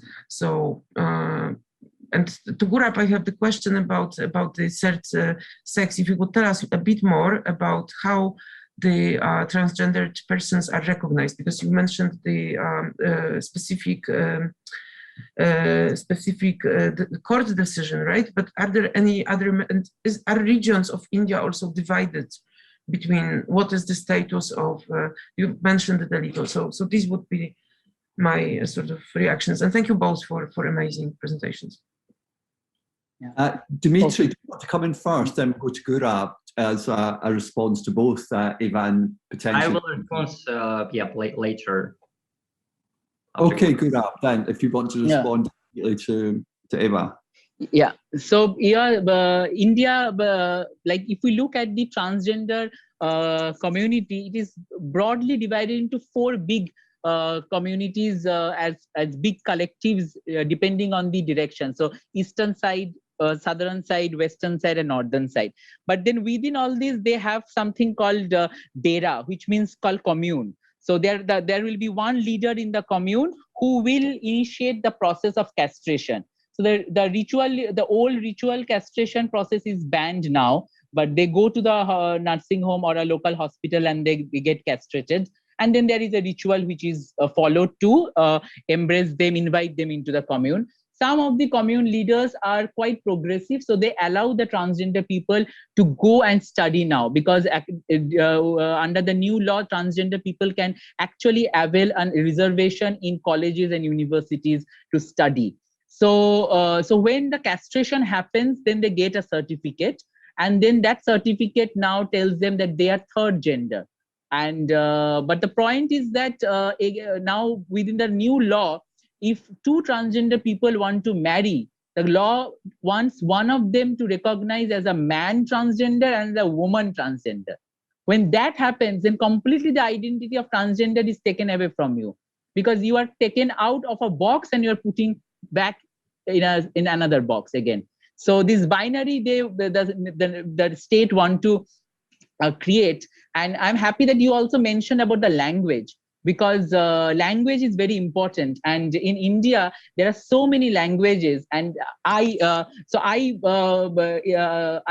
fought through my university election as India's first openly gay man. And obviously, like I am part of the Communist Party of India, Marxist. So I am a leftist, and I contested the election as a leftist person.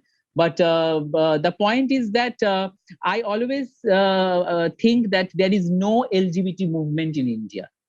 Because, when the Fire movie was released in 1997, it mobilized people because there was right-wing clashes.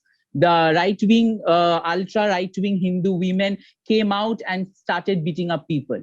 That mobilized the queer community in India in 1997-98, which we call the fire moment of LGBT activism in India.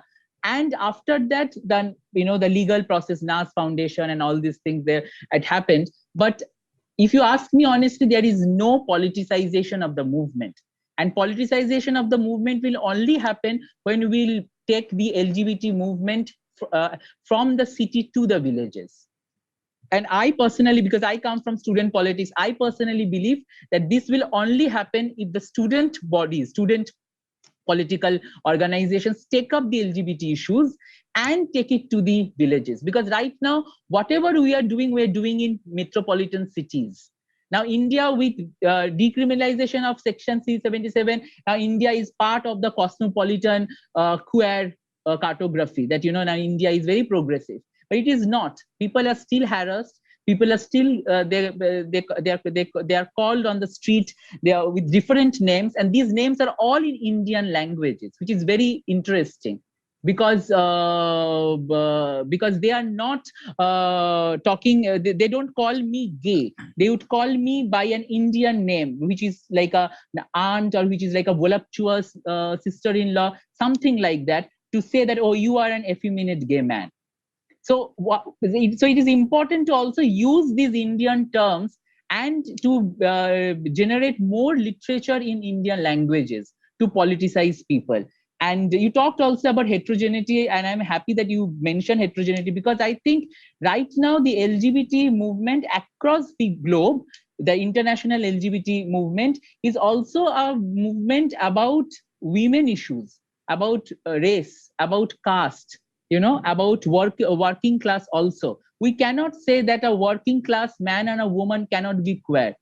I cannot prioritize my point of fight. I cannot say that I will fight against capitalism and then I will fight against patriarchy or homophobia. No, I think I need to fight against capitalism, homophobia, and patriarchy side by side. I cannot prioritize my fight like this. So I think this we need to keep in mind, those of us who are also working on the ground. Then there has to be some kind of intersectionality and solidarity, but the politics of intersectionality has to be very clear, that to just fight fascism, I cannot join hands with a lesser fascist force. Fascism is fascism in every form. We have to realize that, and we have to make sure that our politics of intersectionality is also clear. I think that would be a great point for Dimitri, for you to come in as we wind down what has been just an amazingly rich and very important session. Dimitri, do you want to come in here? Yeah, just my small comment that so Russia is an authoritarian country, and we somehow expect human rights violations. But India and Poland, according, for example, Freedom House, are democracies. So what is my talk about today? That there is in Russia there is some inconsistencies in authorities' discourse, which creates instability. But in democratic countries, there are some tendencies to create the same instabilities of institutions. For example, if you have anti-discrimination laws, that you have exceptions. For example, like in Israel, if I remember well, they have exceptions for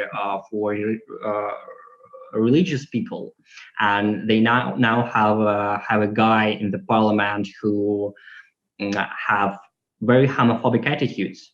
Or, for example, if I remember well, in Scotland, there is gay porn star who want to go to the parliament, and also uses family values rhetoric. So it's really basic Popper's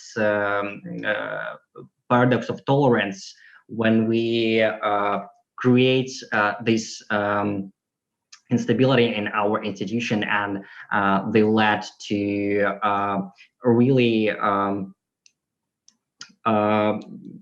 strange things.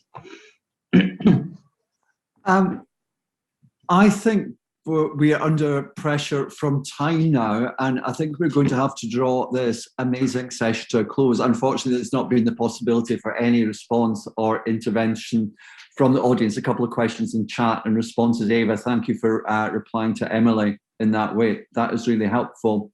Can I just say thank you to the three speakers for giving us such a rich introduction, exploration of this kind of like tension between institutional power and the diverse modalities of resistance, but also complicity. And I think Gurab's point is very well made there about the difficulties of intersectionality. Just before I close, can I draw everyone's attention to contributions made to the website, both Dimitris, who has sent us some really interesting documentary news material about the LGBT situation in Russia, but also to Gurab, who has allowed us to upload an amazing monologic performance, which he has recorded, particularly, especially for queer epistemicides, and more contextual information will be uploaded around that video later today. So thanks, three speakers, and we'll see you in about 10 minutes. And we also have Emanuele Broccio, who's a researcher. He uses he, him pronouns. He's a researcher with a specific interest in Italian contemporary literature, comparative literature, and cinema, currently teaching at the University of Franche-Comté in France. He is author of 2 monographs, this I can do, Tra amore e resistenza, la drammaturgia di Beppe Fenoglio, e Dal corpo assediato alle macerie della memoria, la poesia di Yolanda Insana.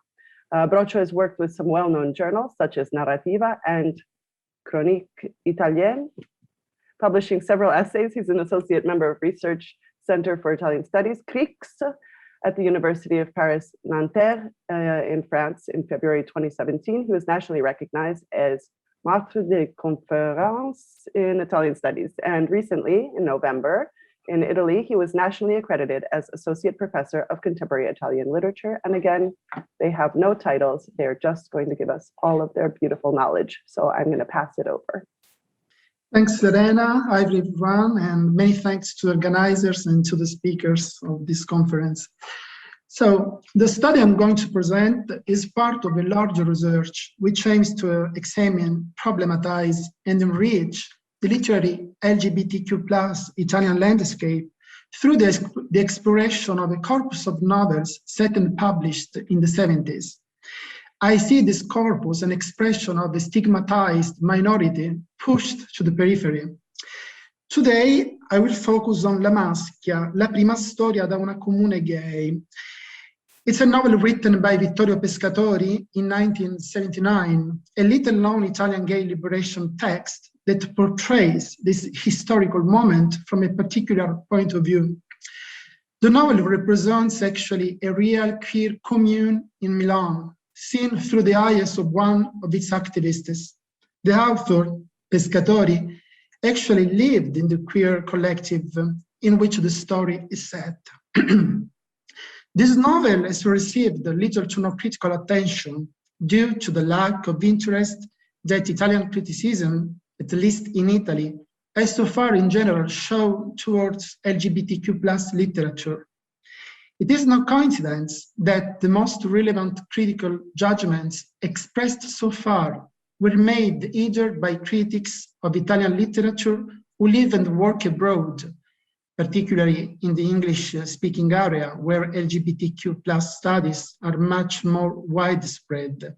I think, for example, to Duncan reading and writing Italian homosexuality, or by scholars of English literature who decided to dedicate themselves to the study of some Italian literary works, like, for example, Marco Pustiana's Genere intransitivo e transitivo. The critical considerations of these scholars are very important and have the merit of promoting a critical debate that denounces the marginalization of LGBTQ+ issue by Italian scholars. Moreover, the few studies that took into consideration the tradition of Italian queer literature don't include or just mention La Maschia, as well as the other novel I focus on in my research. In fact, according to these scholars, La Maschia was written in a bad style, and in addition, it is considered as not worthy of in-depth analysis because it was written by little-known author, like Pescatori. This judgment reveals a constant habit of criticism, taking for granted the existence of a major literature and a lesser one, and the fact that only the former is worthy of being studied and taken into consideration. To clear the air from any kind of prejudice, I need first to conduct a very brief linguistic and narratological analysis to demonstrate that La Maschia is much less naive than was previously believed. If we carry out a narratological analysis, for example, we can see that the text is well organized on the mise en abîme technique. The main story that tells the daily life of the homosexual collective in Milan is enclosed within another story that opens and ends the novel. In this frame, the narration is conducted through the technique of the inner monologue. And this monologue, sometimes metaphorically, announces all the most important elements that will be developed in the main story.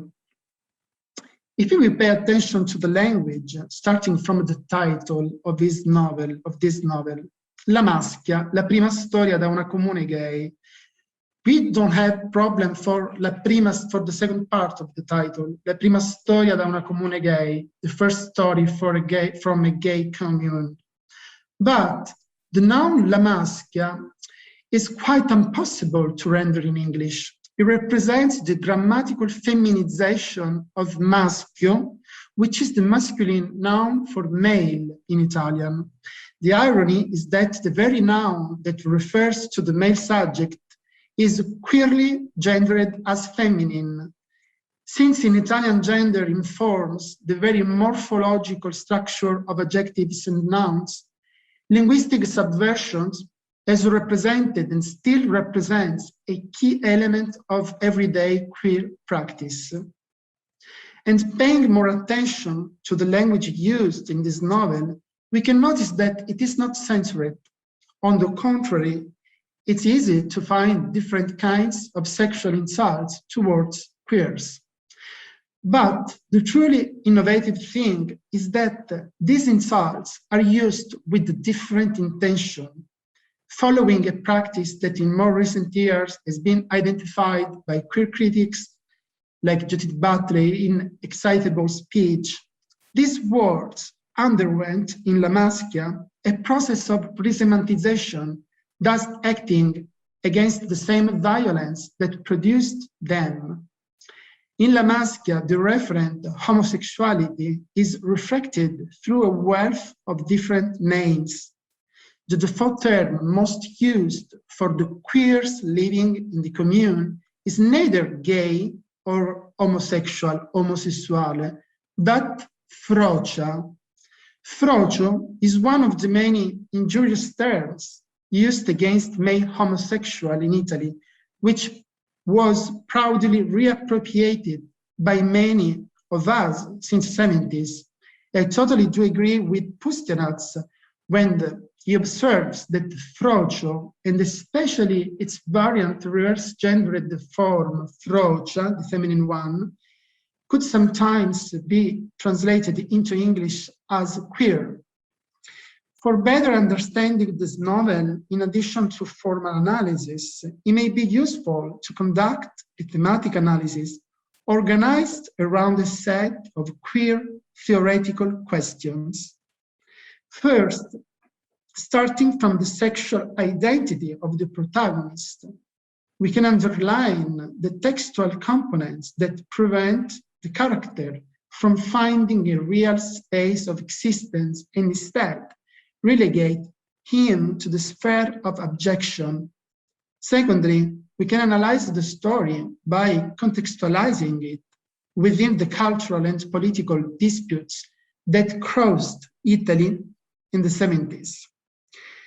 In the world represented by La Maschia, queerness is excluded from the horizon of normality and deprived of the rights that allow access to well-being and private and professional fulfillment. The cause of LGBTQ+ marginalization is a gendered hegemony that acts as a powerful biopolitical device, describing the queers as abnormal and therefore unfit to be part of the social system. The cultural system that is the background of this story is only superficially democratic. Gendered hegemony reveals its despotic influence through a widespread diffusion of normalizing techniques. These have as a consequence the birth of liberation movements for the conquest of LGBTQ+ rights. The context of La Maschia showed this conflict between LGBTQ+ sexuality and the oppressive societal devices.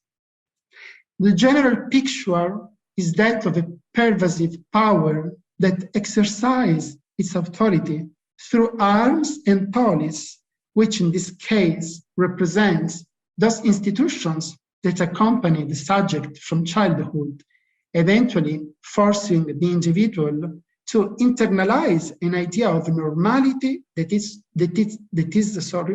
socially approved, as opposed to an idea of abnormality associated with madness sometimes. All the characters that animate La Maschia are grappling with these mechanics of social repression, which intervene by shaping common knowledge and establish their truth. It's clear that the dominant heterosexual perspective in choosing what is normal and natural excludes what is different and unnatural, thereby relegating it to the sphere of objection.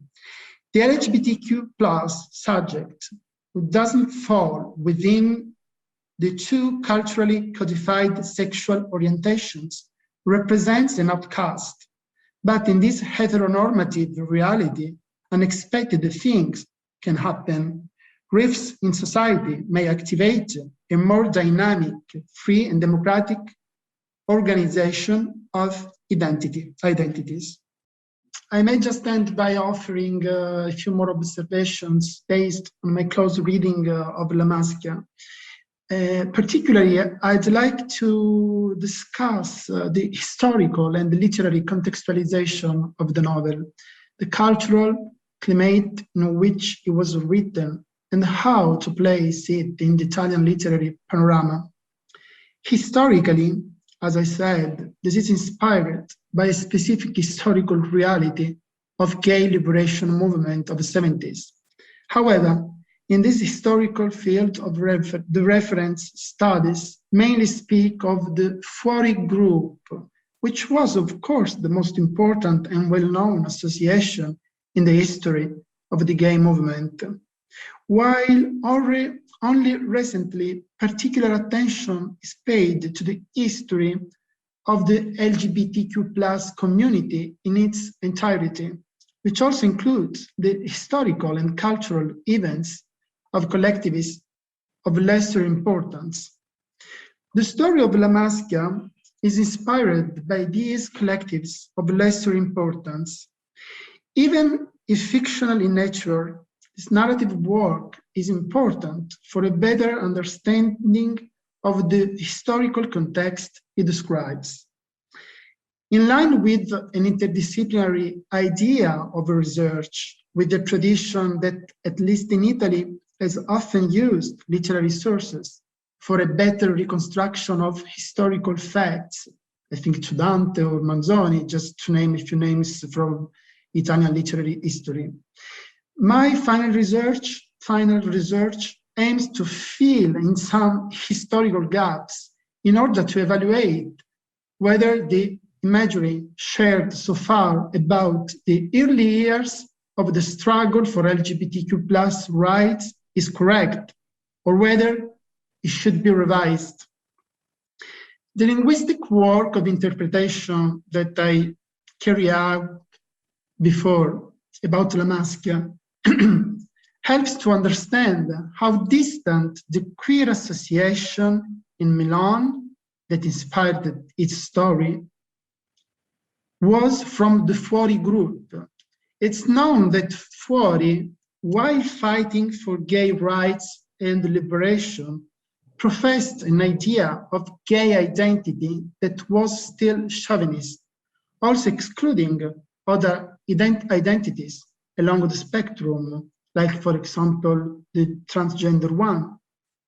Thus, rather than promoting a unique expression of gay identity, they were reiterating an internalized sexual subordination to the heterosexual male model. We will have to wait until the 80s, as the narrative works of authors such as Tondelli attest in Italy, to witness a more real and widespread acceptance of LGBTQ plus rights and the full expression of queer identity. Yet, from a first brief analysis of the characters in La Maschia, and from the scant historical information we have on minor queer collectives, we can mark an already emancipated queer identity, free from the straight male role model and ready to express itself without hiding its queer traits.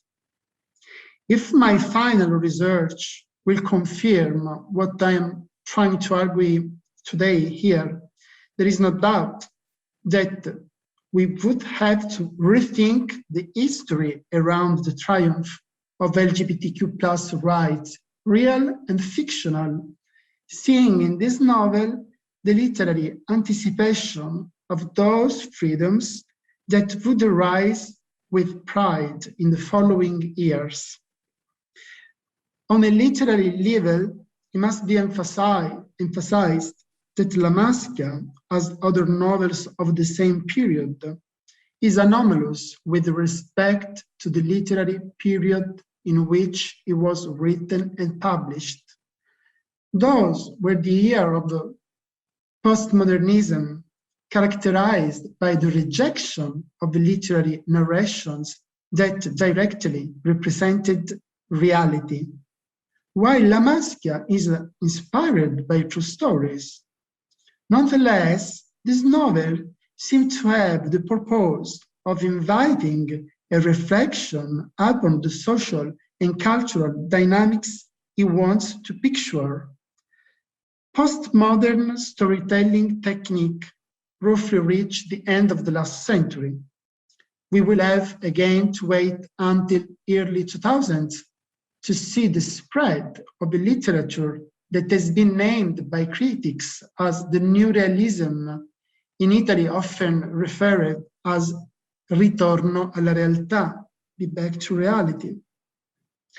The novel I'm discussing has the ambition to offer a scheme of interpretation of the world and give literature a very important role by denouncing through individual or collective stories the problems of society. It does that without distancing itself from a reality, such as the Brechtian distancing effect that characterized the plays of Annibale Rucello or Enzo Moscato in Italy in those same years. La Maschia is foreign to high culture. Its conception of literature and the techniques of representing reality somehow anticipate expressive forms of the future, such as the so-called new realism. La Maschia and the other novels I'm investigating are a manifestation that differ from the canon, most probably because they come from marginalized alternative environments, such as gay liberation collectives that live and experience forms of subalternity, but also propose a rebirth of society on different and more just basis. A society in which the rights of every subject are recognized regardless of their sexual orientation and identity. And I think it's time to give prestige and importance to these Italian novels within the literary panorama of the second half of the century, and to the peripheral and marginalized visions that they express. Focusing on these works means giving space to a cognitive tool of reality that enriches the dominant literary canon, adding value to an historical moment that deserves to be explored from a plurality of perspective. So, welcome back, everyone. It is a pleasure and a privilege to introduce to you Dagmawi Wobshet, who is Ahuja Presidential Associate Professor, Ahuja Family Presidential Associate Professor of English at the University of Pennsylvania. Professor Wobshet's work moves between the verbal and visual registers and traverses the fields of African American studies, African studies, and queer studies, among others. Dagmawi is the author of The Calendar of Loss, Race, Sexuality, and Mourning in the Early Era of AIDS, published in 2015, and he's worked on a wide range of editorial and curatorial projects as well. Presenters on the last panel invited us to think together about queer speech acts, including queer speech acts under pressure. And it occurred to me during that conversation that we could maybe categorize gushing together with forms of camp and irony as a mode of queer performative speech, gushing. So if you'll permit me a moment of gushing, I just want to say a few words about what motivated our invitation to Professor Wobshet to deliver this keynote. That is why we thought he would be well positioned to address our conference theme, Queer Epistemicides. His work is as gorgeous as it is galvanizing and as writerly as it is rigorous. You may already know all of this, but in case you haven't been reading or rereading his work, Derek and I exhort you to read, reread, revisit, recite, and generally resonate with Dagmawi's book and his essays. In particular, I'd like to draw your attention to his rendition of an essay called New World Alphabet that he recently very generously recorded and that we've uploaded onto the conference site where it's now available. And one thing that piece, which is really stark and beautiful, I think prompts us to think about is the way in which even the loss of an individual queer life might be thought of as an instance of queer epistemicide, the loss of a world that the loss of one life represents, and how that also could be thought of under the rubric of queer epistemicides. We're thrilled that Dagmawi is here to speak to us today about the right to look, Zanele Muholi, and the art of Black LGBTQIA+ life. Thanks very much. All right. Wow. Thank you so much, Ramsey. The gushing has elicited my blushing, if you will.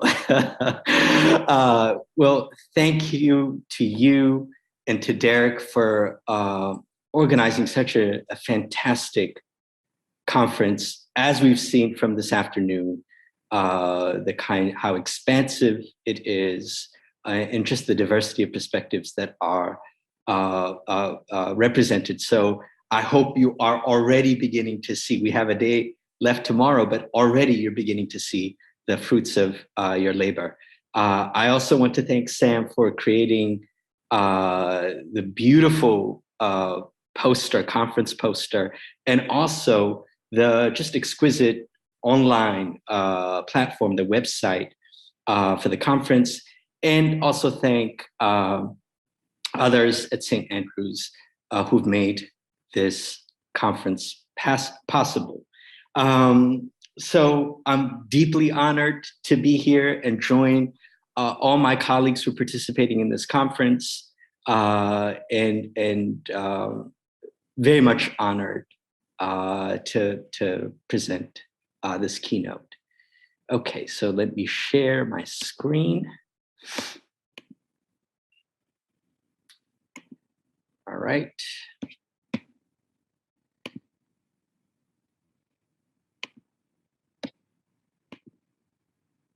Right. Can you see the screen now? Yes, someone give me a thumbs up. Can you see my screen? Brilliant. Okay. So I'll talk for about 40 minutes, maybe. And so we should have ample time for Q&A.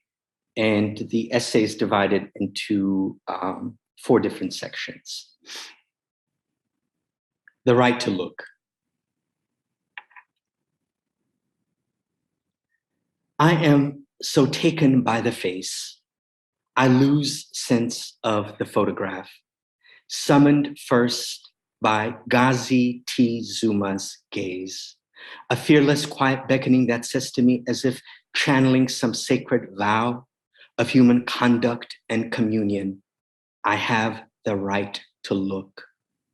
It's there in the eyes, steadfast and discerning, and in the slightly furrowed bridge, relaying not so much a stern look, but one of deliberate, even heightened intention, which I read as sovereign presence. The face turned just so to the left and held somewhere between front and profile views is adorned by its own flawless beauty. The hair cropped low to a buzz fade neatly outlines the head and accentuates the forehead, eyebrows, eyes, nose, cheekbones, lips, chin, jawline, left ear, each feature contoured to perfection and together brought in felicitous union. Neither pretty nor handsome, and yet both. It is beauty and countenance that defies the strictures of gendered language and embodiment. I wonder how the face might shift, say, ease into a smile or cascade with laughter, seize up in anguish or in pain, unlatch itself to a lover's touch or a friend's embrace, give way to different phases. This thought transports me elsewhere, another time, another place, another dimension, where I find myself not without, but within the tableau, inside this portal, engaged in a different kind of encounter, an intimate fellowship made possible by the gaze of another. Inevitably, I turn my attention to the full portrait and begin to heed its careful composition. Against a weathered wall, whose abstract shapes and shading seem to be wrought precisely for this occasion, Zuma stands in sharp relief, illuminated. Is that a halo? I marvel at the artfulness of the picture. Yes, it is. The photographer's vision to stage the shot so that the head is enveloped in light, and to align the colors of the modeled wall and that of the figure with foresight of how it all translates into luminous black and white. Zanele Muholi is the photographer, and Ghazi T. Zuma, Umlazi, Durban, 2010, one of over 300 portraits of LGBTQIA+ South Africans, the artist has made since 2006, when they launched the series Faces and Faces. A pioneering work, Faces and Faces is also the most extensive representation of queer women and trans Africans we have to date, a series brimming with unapologetic aesthetic and political vision. Perhaps the most constant feature among these portraits is how the participants meet the camera's gaze directly and enact a look that is self-willed. On display is a range of I speak, communicating daring, defiance, pride, joy, gratitude, sensuality, serenity, wonder, anguish, anger, vulnerability, yearning, an aliveness palpable in each photograph and in so many, simply moving to witness. Also on display are forms of gender embodiment and expression that are so capacious. Quantifying and qualifying them here simply as butch and femme or cis and trans would miss the mark. Taking a careful inventory of faces and phases, and Muholi's work more broadly, one is compelled to think more expansively and deeply about the very act of looking, the terms of the human gaze and the cameras on the one hand, and the protocols of appearance and enfleshment on the other. 2. Grant me a personal detour, a glance back and inward, for the way I learned to look is akin to the way I learned to speak, Amharic being a language at once sensual and emphatic. Before semantics, there is sound. Before words take on meaning, their sound can signify their emotional content and tap the deep recesses where we safekeep our innermost feelings. When I was young, I loved the sound of words like kwankwa, the rise and fall of that word, the plosive flight you take with the first syllable, kwa, how you hover in midair with the quietly audible n, then the quick and elegant descent when you reach kwa again. Like having a staircase in the mouth, you could climb up and down with both force and lightness of touch. It was not literature, but the pleasure of the tongue, free to move as it pleased. In hindsight, I can now say with conviction that will lead me down the path of word work. And that formative sense of discovery and delight to be had in the sound of words was matched by the freedom I had as a child to cast my gaze wherever I pleased. The norms of looking vary from place to place.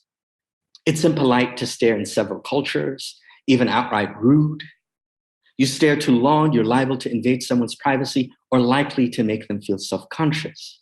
In some places, staring is not simply a breach of etiquette, but of the law. You stare too long, you might subject yourself to harm or worse, murder. But where I grew up, your private gaze was also a shared estate. And that estate was vast, meaning you could take hold of all the vista that lay before you, what this good earth tenders for free, its fauna and flora, all its sentient life, and linger with your regard without violating the edicts of law or culture. I remember once, I may be 5 or 6, staring at a grown man for so long, enamored by what? I don't exactly know, but can still recall that moment and its intensity as if instinct. How his face shone, how my eyes fixed on his, how he granted me whatever boyhood fascination and wonder I was nursing and projecting, and held my gaze with care. To this day, among the joys of communing with other Ethiopians is to have my regard embraced by the eyes of another, a stranger, without rancor, resentment, or retreat. Whiteness is a motherfucker. I tried to fish for a more sober word, but this is the one that keeps catching the line. The white gaze baits you, sinks its curved hook, and forces you out of the element necessary for your thriving. This is how I felt in America when I moved there at 13, and still now 31 years later at 44, how I feel at the tug of the white gaze. Sometimes, even before I see it with my own 2 eyes, the rest of my body can sense it behind or beside me, there, lurking, leering. White people are not the sole proprietors of that awful look of judgment, contempt, and hate, of course. A similar gaze is to be found also where other power differentials are systematically encoded and enforced. What woman has not felt the choking grip of the male gaze? What queer and trans person hasn't endured the vigilante eyes of the straight and cis world? When I was 12 or so, still in Ethiopia, I developed a sudden habit of pulling my sleeves to my elbow and with flair, walking around with arms extended all the way out, wrists bent at a 90-degree angle.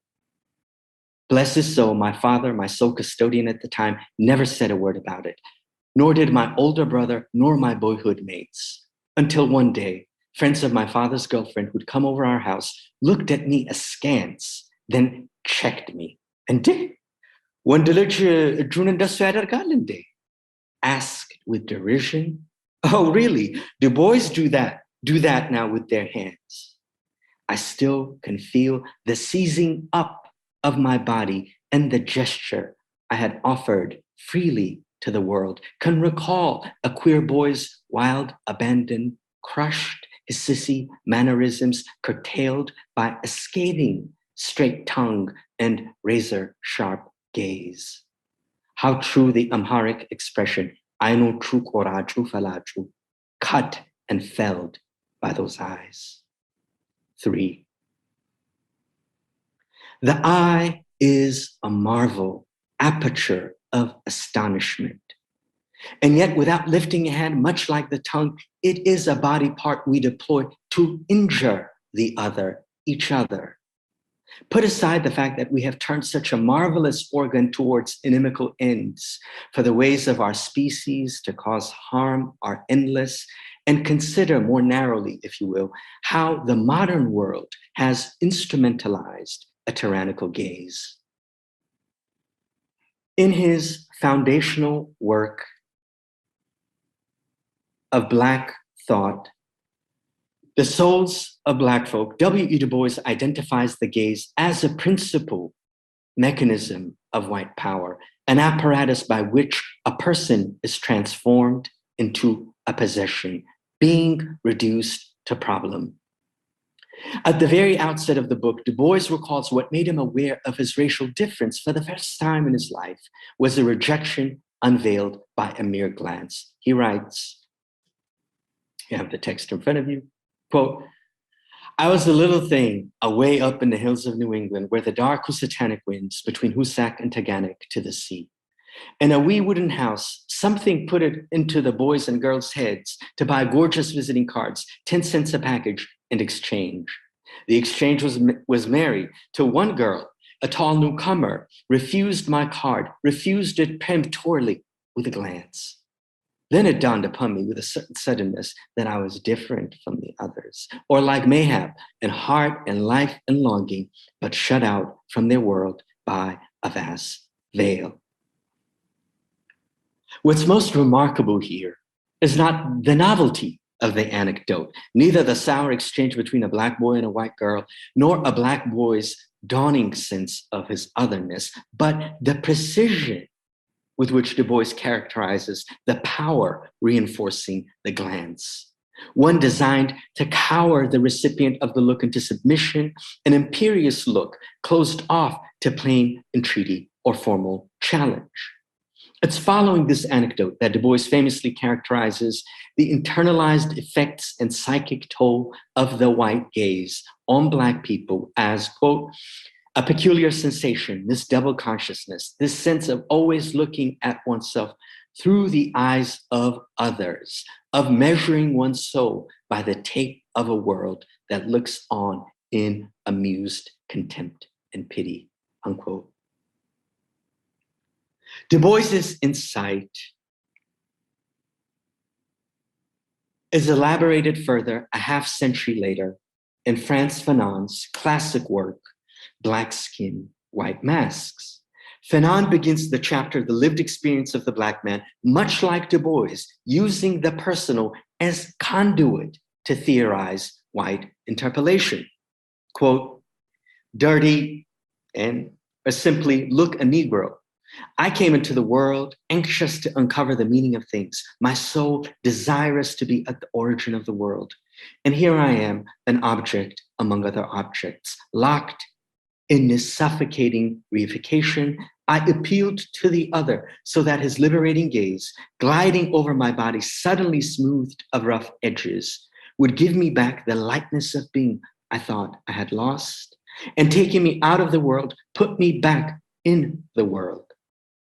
But just as I get to the other slope, I stumble, and the other fixes me with his gaze, his gestures and attitude, the same way you fix a perspiration with a die, unquote. The anecdote here is not that remarkable either, for Black people in white-dominated worlds over the generations have encountered that nasty epithet in one form or another. What's striking, however, is Fanon's incisive description of the power that lies behind the look, as if it were a speaking tongue, able to cut deep like a racial slur. The white gaze is a look that turns Black being into a fungible thing, and furthermore seeks to reify internally in the Black person that imposed sense of objectification, a regard that strips Black people human embodiment and makes color our only indelible proxy. In our own era, the late Toni Morrison has observed how white power prospers asymmetrically and insidiously by having Black people believe as if, quote, our lives have no meaning and no depth without the white gaze, unquote. Indeed, beginning with her first novel, The Bluest Eye, a devastating allegory of the white gaze, Morrison has produced an incomparable body of work that sees otherwise. As she says, quote, the first thing I had to do was to eliminate the white gaze, unquote.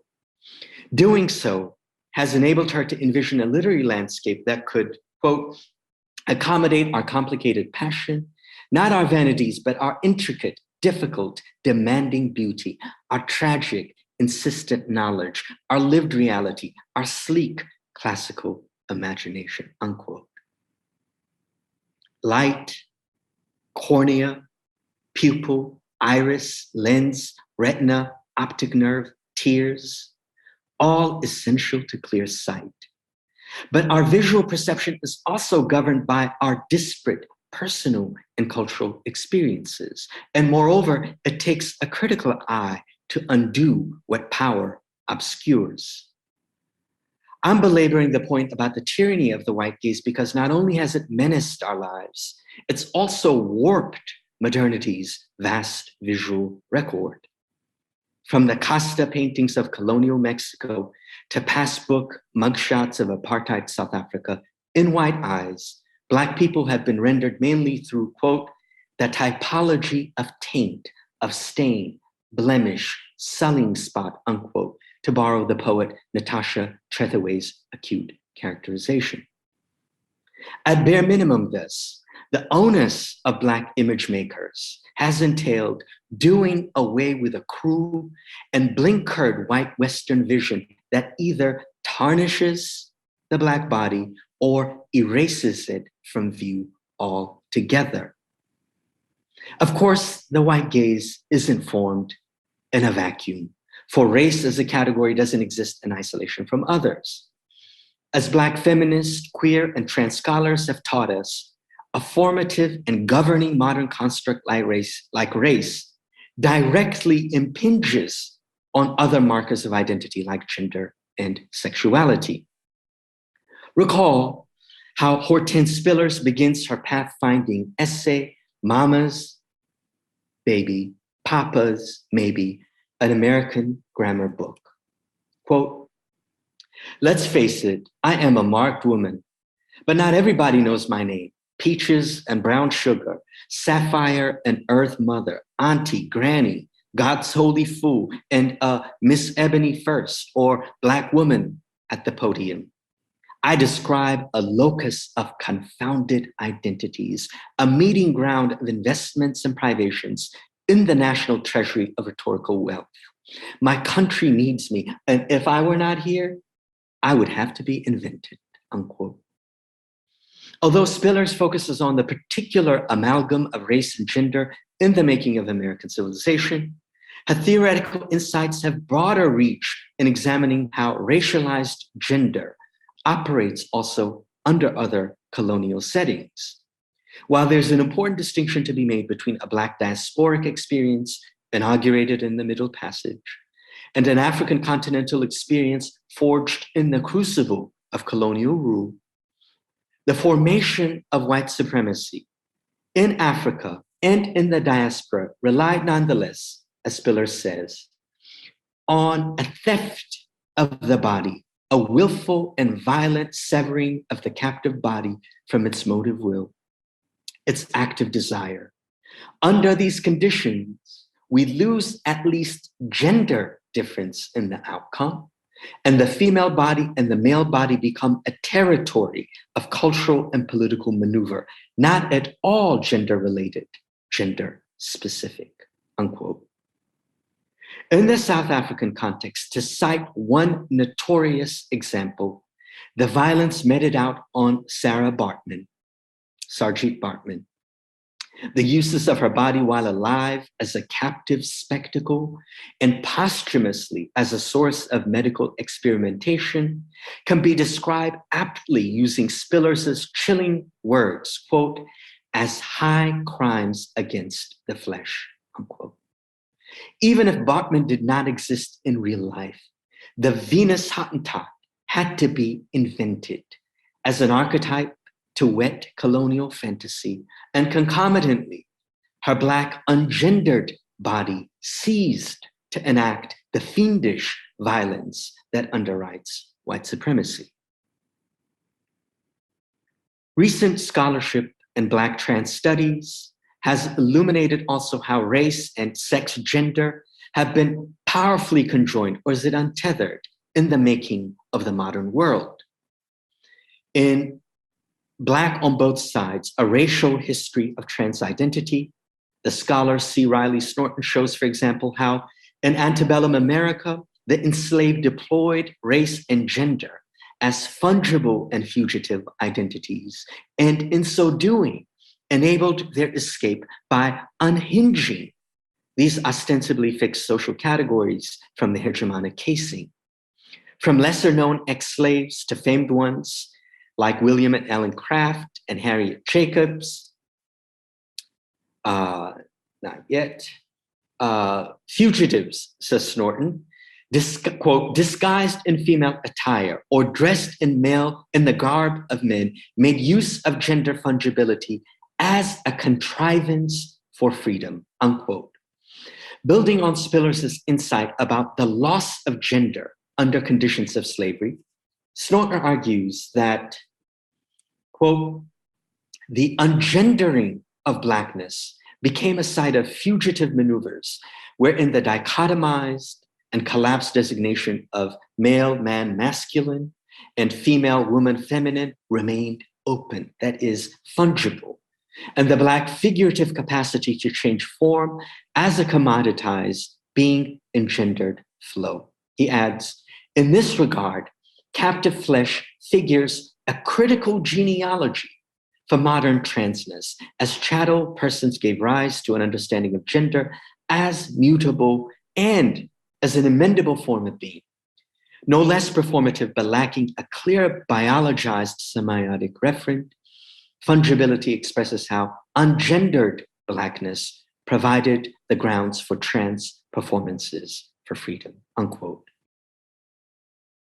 Using Snorton's compelling work, we can recast some of our salient social categories from the 19th century onward and see the powerful kinship between Blackness and transness as sites of identity that resist fixed categorization and as sites of performance that outwit the purview of the normative gaze. Now, you may or may not be wondering, why have such an elaborate theoretical preamble to attend to Zanele Muholi's work? For matters of race, gender, and sexuality converge with full force in their work, from the complex configurations of these identities to the instruments of power like the gaze by which they are hinged and unhinged. The scaffolding, I hope, may allow us to better appreciate not only the deconstructive thrust of Muholi's work, but moreover, its assertion of an interior Black, lesbian, queer, and trans life. Indeed, as Muholi reminds us, quote, since slavery and colonialism, images of us African women have been used to reproduce heterosexuality and white patriarchy. And these systems of power have so organized our everyday lives that it is difficult to visualize ourselves as we actually are in our respective communities. Moreover, the images we see rely on binaries that were long prescribed for us: heterosexual, homosexual, male, female, African, and un-African. From birth on, we are taught to internalize their existence, sometimes forgetting that if bodies are connecting, the sensuousness goes beyond simplistic understanding of gender and sexuality.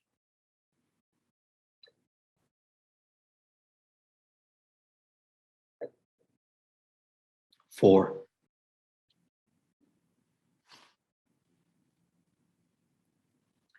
to be sensual, James Baldwin teaches us, is, quote, to respect and rejoice in the force of life itself, and to be present in all that one does, from the effort of loving to the breaking of bread, unquote. There's something decidedly Black and queer in the expansive idea of sensuality that Moholy gestures toward and that Baldwin renders with characteristic aphorism. Both dispense with the narrow and negative connotations of the term, i.e., sensuality as merely carnal appetite divested of ample intelligence, and sensuality as a long-standing proxy word to debase Black and queer embodiment.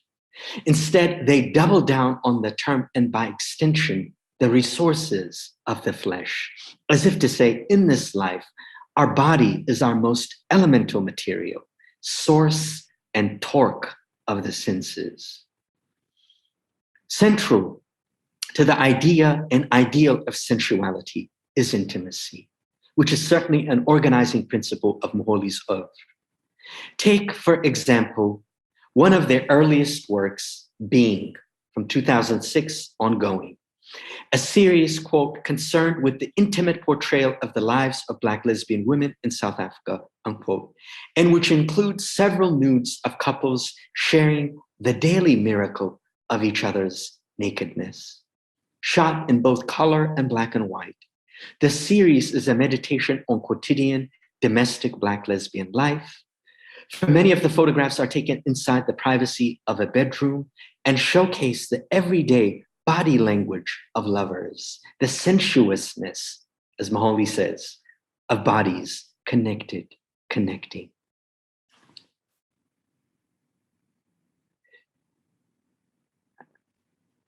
This is Moholy. My photography is never about lesbian nudity. It is about portraits of lesbians who happen to be in the nude, says Moholy. And in fact, what's most evocative about the pictures of the couples in the nude is not the women's nakedness per se, but the tenderness with which they share each other's naked body. A head gently resting on a thigh, an arm draped around a chest, bodies curled up and spooned together, fashioning the most intricate weave. When Moholy embarked on the series, there were, quote, no loving, intimate photographs of Black lesbians, unquote, in South African visual culture. And with the series, not only do they append that erasure, but moreover assert the sensuality of and intimacy between lesbian women as the legitimate subject of South African portraiture. As Moholy points out, quote, as a visual artist, one is always confronted with the politics of representation. I have the choice to portray my community in a manner that will turn us once again into a commodity to be consumed by the outside world, or to create a body of meaning that is welcomed by us as a community of queer Black women. I chose the latter path because it is through capturing the visual pleasures and erotica of my community that our being comes into focus, into community and national consciousness, unquote. Although the series Faces and Faces doesn't rely on the sensual figure of the nude or of cuddling lovers to index intimacy, underwriting the series is a similar intimate interior gaze. Reflecting on the process guiding the series, Moholy notes, quote, firstly, it's very important to understand that these portraits are made from an insider's point of view. I hardly ever photograph strangers, though this is not to say that I won't do so if the opportunity presents itself. People in my projects are individuals I'm familiar with. They form part of my wider community. Many are friends or friends of friends. They are participants because they partake in the process of creating these portraits. We each contribute differently to the process, but we are in the process together. I do not like and have never used or related to the term subject. Photography to me is supposed to be a collaborative act. Oftentimes, I'm both behind and in front of the camera. There is an intimacy, a familiarity, and importantly, a trust, which is shared, unquote.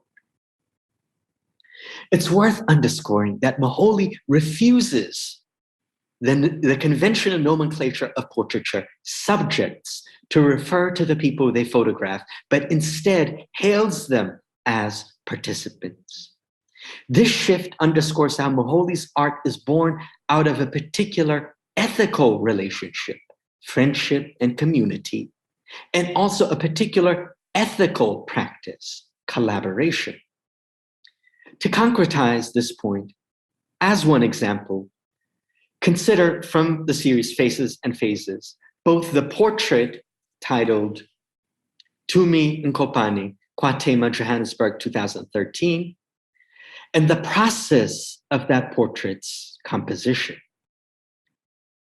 The self-willed presence, which is a constant in Faces and Phases, is clear to see also in this photograph. There is confidence and gentleness in Nkopani's regard. Her hair is braided meticulously on the sides and on top, stylized in a natural updo. She wears a checkered shirt with sleeves rolled up, a tie, and a sweater vest. Looking dapper and dandy, she stands against a dark background with several bands of light horizontal lines that pick up on the patterns and color scheme of her attire. She looks fresh on the picture, electric. Now, take the process behind the portrait, beautifully captured in the short documentary, Zanele Moholy, Visual Activist. I won't show the clip, but it's 11 minutes. It was produced by Human Rights Watch. It's available on YouTube, so you all can access it. So what I'm about to describe is taken from that. Again, the documentary is called Zanele Moholy, Visual Activist, 11 minutes, available on YouTube. So in that documentary, immediately when they appear together on the screen, we recognize the friendship between Moholy and Nkopani just from the way they share each other's joyous company. That theirs is a relationship that far exceeds a professional one between photographer and subject. Moreover, in preparation for the shoot, in an act of care and affection, we see Moholy braiding the sides of Nkopani's hair. Quote, "I used to be a hairstylist," says Moholy to Nkopani's surprise. "We had a life before we came out," eliciting laughter from both. Once finished, the side braids, shaped into crisscrossing cornrows, look exquisite. Gazing at herself in the mirror, Nkopani says with contentment and gratitude, quote, "Transformation by Zanele Moholy, transformation by Zanele Moholy," to which Moholy quickly responds, "No, by you. This is your head." The sense of intimacy and collective endeavor that informs this exchange continues well into the shoot, as both collaborate in choosing different backdrops and poses, with Moholy guiding Nkopani how to be fully present in front of the camera. Quote, "Please breathe in and out. We are shooting faces and phases, not fashion," says Moholy jokingly. Then with seriousness, quote, "There is the side of me when I perform and the other side of me when I'm me. How will you engage with me?" Unquote. Process and product are never divorced. What this brief behind-the-scene footage makes privy is the kind of ethical comportment and practice, i.e., intimacy, generosity, trust, and collaboration that fuels Moholy's artistic process, and furthermore, how that ethics finds corroboration in the final product.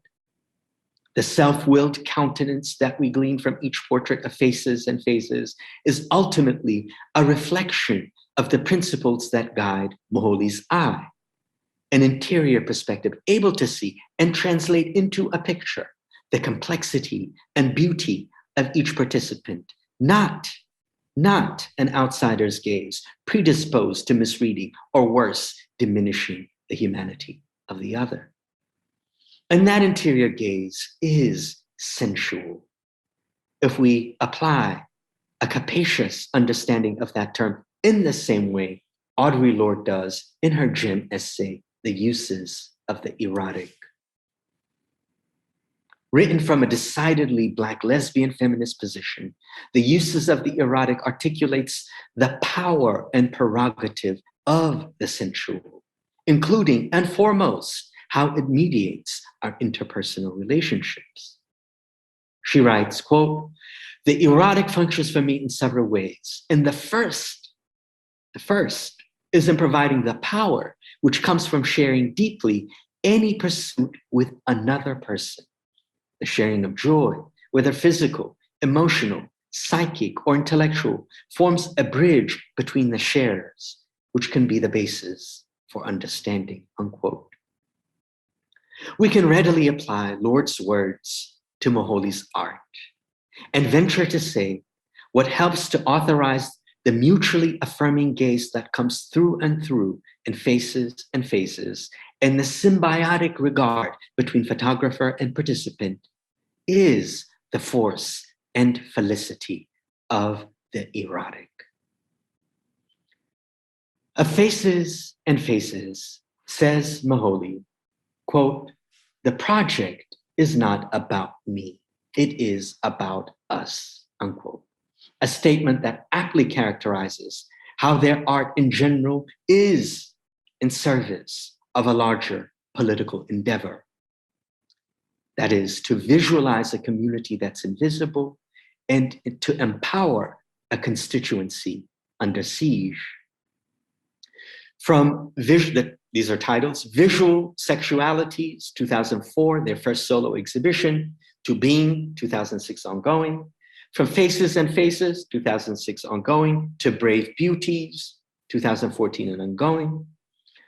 Moholy has achieved a remarkable feat, which is to fill the void, or epistemicides, to use our own language of the conference, that lacuna in both the historical archive and the present visual culture of representations of Black LGBTQIA South Africans. This is why Moholy consistently self-identifies as a visual activist. When artists are so quick to run away from the moniker activist, Moholy has embraced that term fully, embraced the political content of their art, and furthermore, the formative role they've played in several organizations committed to the welfare of Black lesbian, queer, and trans South Africans. There are many organizations, but to give but two examples, Moholy co-founded Thokozani Football Club in 2008 in the wake of the brutal killing of Thokozani Kwabe, an openly lesbian soccer player. The club was formed to memorialize the dead and to create for the living a space where Black lesbian football players can foster community on and off the field. Moholy also founded Incaniso, which they conceptualized in 2003 and formally registered with the South African government in 2009. Incaniso, whose slogan is, quote, "Queer activism equals queer media," unquote, is an extraordinary collective of Black LGBTQIA+ artists and cultural workers who use a variety of media, including an online platform, to document their art, personal reflections, musings, queer happenings, and other creative and political undertakings. An archive, I might add, which has ensured that Black, queer, and trans lives are now part of South Africa's and indeed the world's historical record. This is something that the South African poet Gabeba Badarun calls, quote, "an archive of collective being." It's no exaggeration to say that Moholy and the community of other visual activists they've empowered have collectively engendered an alternative discourse in South African and African visual culture, powerful enough to stymie the violence perpetuated against sexual minorities, and at the very least, to shatter the silence surrounding that violence. What's also remarkable is that they have been committed to asserting their presence and creating community in the very places they reside, instead of doing it in the so-called pink spaces of South Africa, like the Waterkant in Cape Town, which is just 2 blocks away from where I am right now, or Melville in Johannesburg. These are traditionally kind of, gay neighborhoods.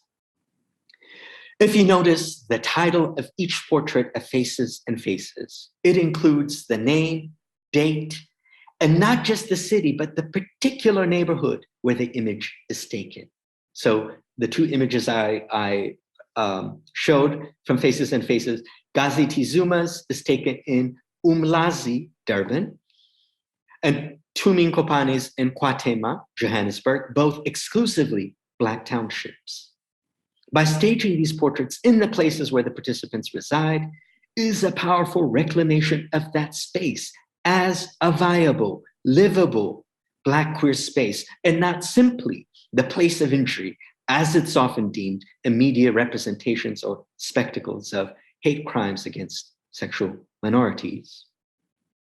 Moholy's work clearly indexes that these are also spaces where queer and trans love and life thrive. Of course, there is no denying that, as the scholar Joshua Aviles reminds us, that simply moving through space, that is, walking down the street, going to work, traveling across state or national borders, or interacting with institutions, proves to be especially risky business for racial and sexual minorities, as Joshua Aviles reminds us in his very new book, an exceptional book, I might add, Black Queer Freedom, Spaces of Injury and Paths of Desire. And yet Aviles rightly contends the injury-bound subject is a subject who desires, a subject defined not solely by injury, but by desire, affection, unrestrained pleasure, freedom of movement, self-definition, and unencumbered embodiment. And it is the threat of injury that often informs the investment in disruptive desire, unquote. Disruptive is a choice word to describe Moholy's work, all the more because it stages queer desire in the spaces where hate crimes against Black LGBTQIA people occur disproportionately. Underscoring precisely this point about the close proximity between desire and injury, says Moholy, intimacy, quote, intimacy is so much a part of us. I don't always want to project one aspect of our lives as it's all about brutality and killings. I could talk just about ongoing hate crimes in South Africa, but before it becomes a hate crime, maybe it starts with us holding hands, leading to a kiss, leading to making love, and then it ends in the coffin unexpectedly, unquote.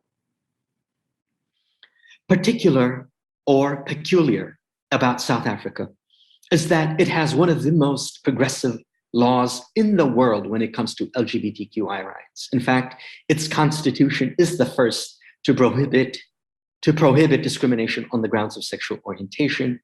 And the country is one of the first, the 5th to be exact, to legalize same-sex marriage. Still, de jure protection has not fully translated into de facto safety for sexual minorities, as hate crimes, from curative rapes to brutal murders, remain pervasive in South Africa. Even custodians of the law, like former President Jacob Zuma, made notorious homophobic statements while in power. And the former South African Minister of Arts and Culture, Lulu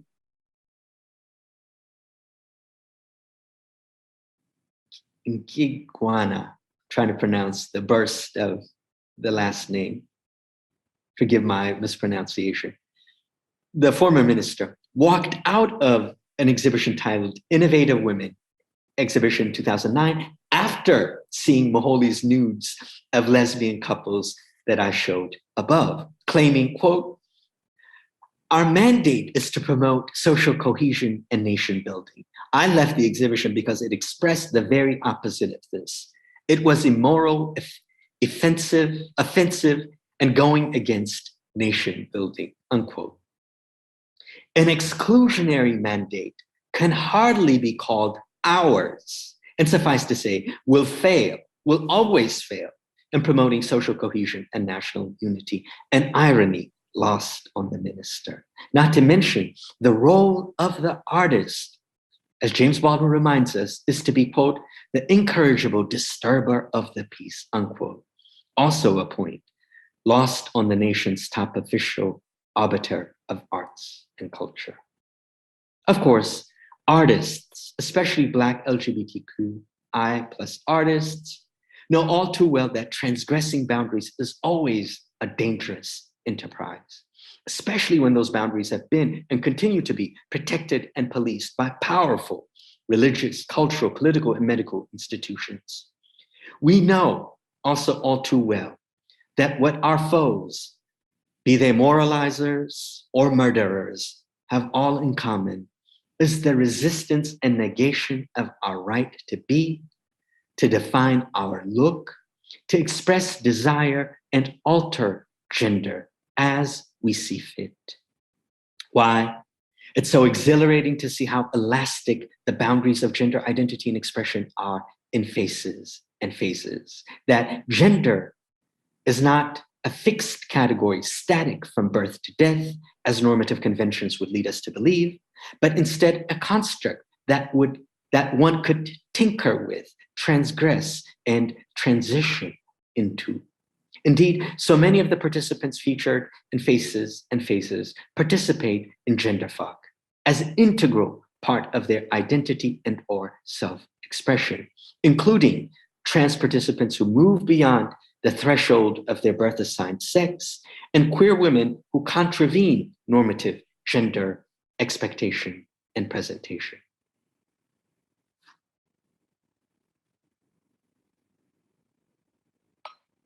By way of conclusion, consider the very last image in the book, Faces and Faces 2006 to 2014, which includes 258 portraits from this ongoing series.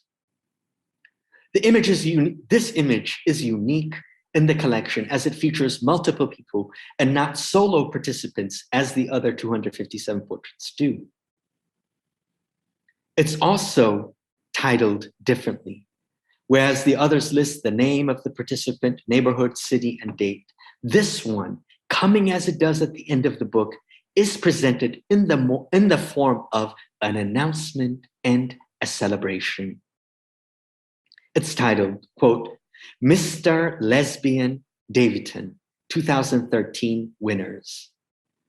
Non tutuzelo Nduba, Lebo Magaela, and Sharon Shaz Mutunzi, unquote. As if we are in the audience at the Rue Halatswayo Art Center in Davidson on the night of September 14, 2013, when the winners of this pageant competition are being announced. Mr. Lesbian is one of the categories, and Miss Gay, the other, of arguably the most famous Black queer pageant competition in South Africa, held in Davidson, a township in the far outskirts of Johannesburg. The portrait tenders to us stunning beauty. An obvious point, perhaps, given the people featured in the photograph have been crowned, as the sash they adorn makes clear, first prince, king, and personality. Although Moholy took solo portraits of each person for the series, they decided to take a singular image of all three. And there's something arresting about seeing these participants together in a single frame, for it allows us to appreciate the sovereignty of each person's gaze and countenance, as well as their shared transgressive being and prerogative. Besides the black tie, They have in common, each person sports a distinct look.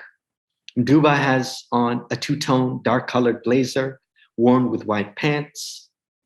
Magaela wears a black sports coat with jeans and the carabiner keychain hanging from a belt loop, nicely accenting that look. And Mutunzi is in all-black formal wear. Their appearance is at once regal and cool, sovereign and fierce, and free from the constraints of normative gender embodiment and expression. For example, besides their traditionally male accoutrement, for instance, Duba and Magaela also sport a high top fade, considered a kind of standard, a classic Black male hairdo. Confounding the rules of gender and sexuality even more, even within queer discourse, is the very category of the competition, Mr. Lesbian. Even if we take a broad and inclusive definition of the term lesbian to refer to a woman, trans person, or non-binary person who tends to have a romantic and or sexual orientation towards women or non-binary femmes, the addition of the prefix Mr.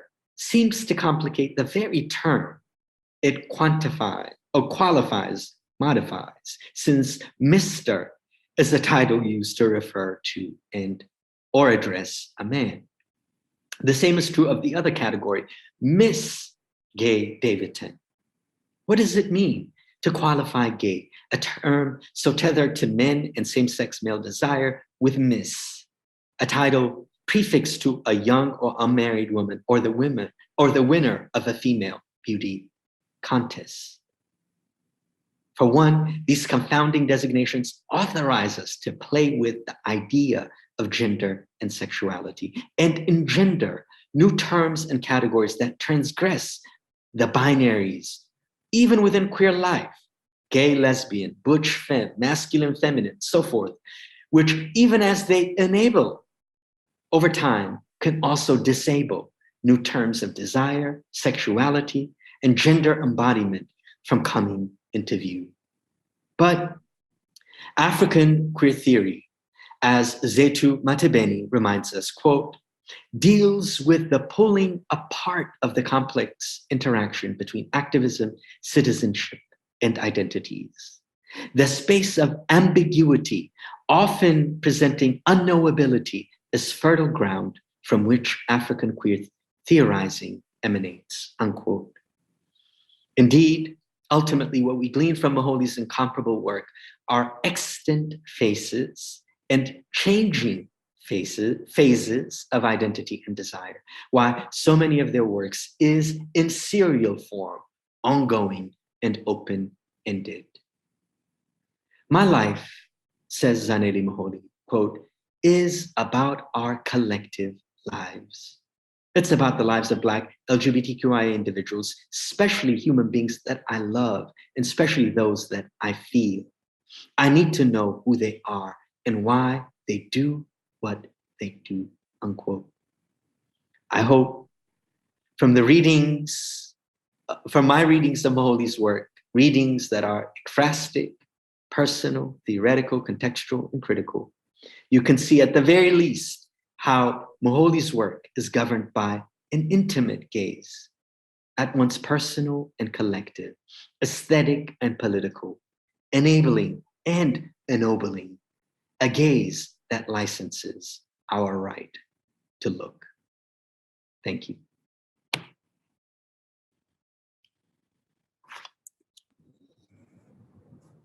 Thank you. I'm sure everyone will join me in thanking and appreciating, signaling appreciation for that beautiful talk we've just heard. So it's great that we have plenty of time for questions, and I'm happy to start collecting questions if you'd like to use the chat function to send them in. Alternatively, you're of course welcome, even encouraged, to just raise your hand, and hopefully I'll see you and can invite you in to pose a question. I know there'll be responses and queries of various kinds. And yeah, I suppose if no one has an immediate question, then I might just start us off with one. So much to think about you've given us and admire and appreciate in the talk that I'm sure we'll be mulling over, all of us, for quite some time. Just in association, I've been watching Raoul Peck's documentary series, Exterminate All the Brutes, which is available for streaming in the US. I understand probably not yet everywhere.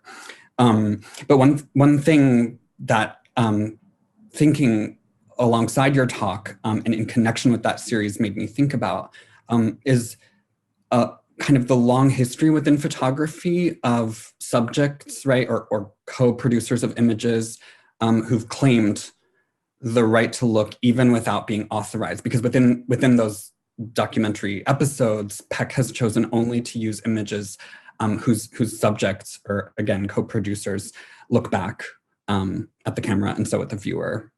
And so I just wondered if you had thoughts about how much you think Moholy is drawing on this history, kind of bringing to the fore a dynamic that's always been there in the medium, right? And how much you think you would want to emphasize instead this the kind of innovativeness or inventiveness of this collaborative way of working that you've so eloquently discussed. Thank you. Thanks, Ramsey. No doubt about it. I mean, from the very beginnings of this technology, right?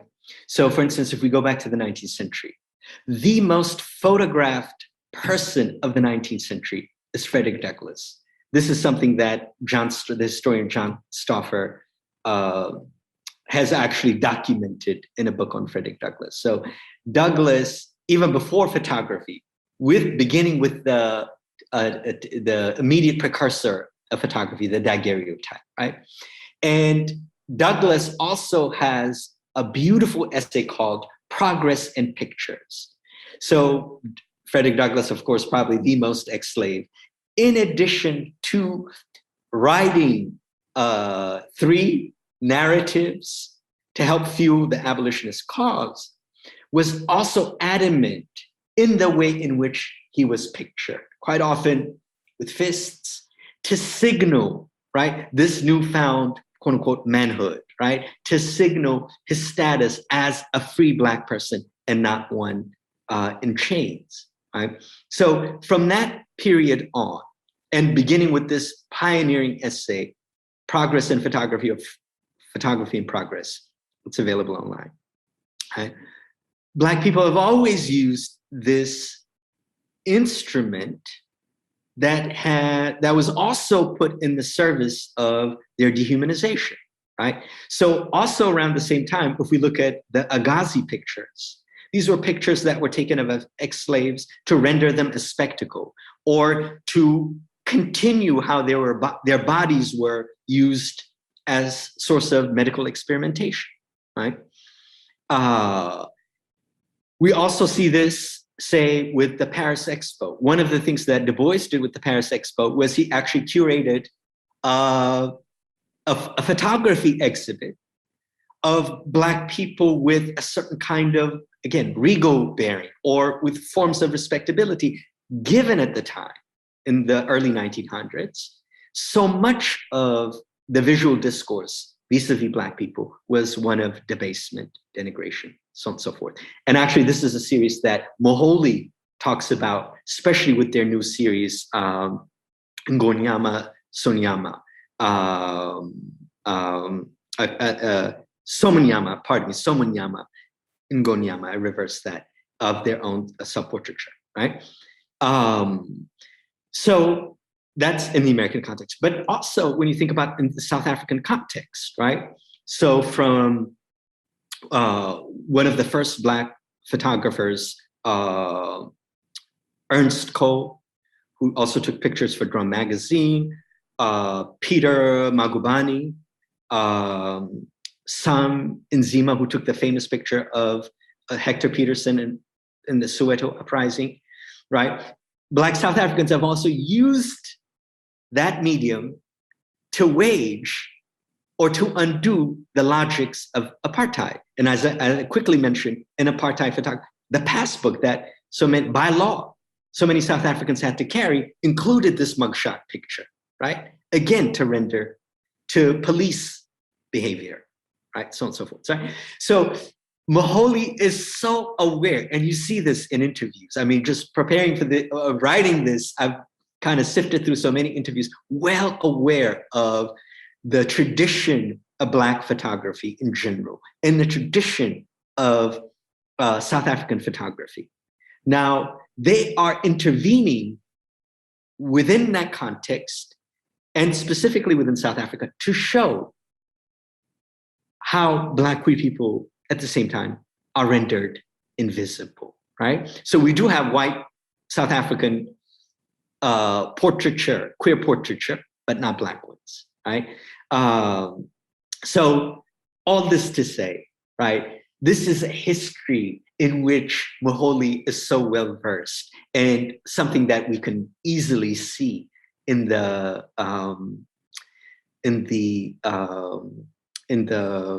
interviews that they've conducted. And I should add too,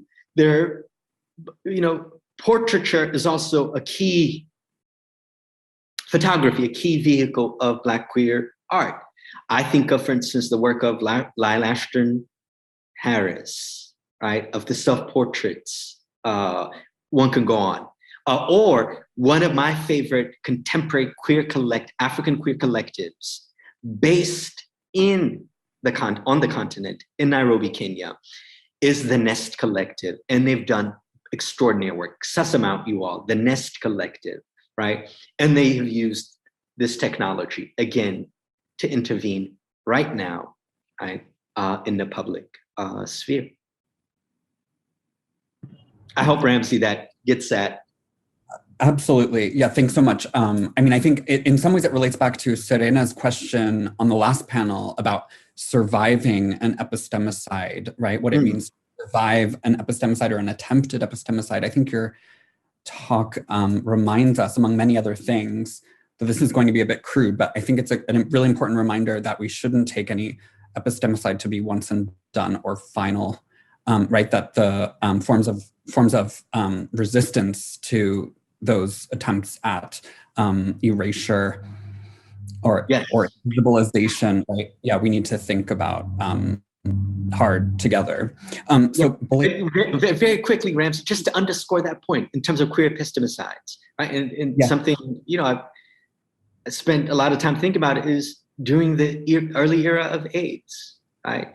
Amidst that kind of mass death, the ways in which even the dying asserted the prerogative of the erotic, right? So one of my favorite and heartrending records of that moment is the filmmaker Marlon Riggs, the African-American filmmaker Marlon Riggs, who did two documentaries, Tongues Untied and Black is Black Ain't. And Black is Black Ain't, he's actually hospitalized and is directing from his hospital bed.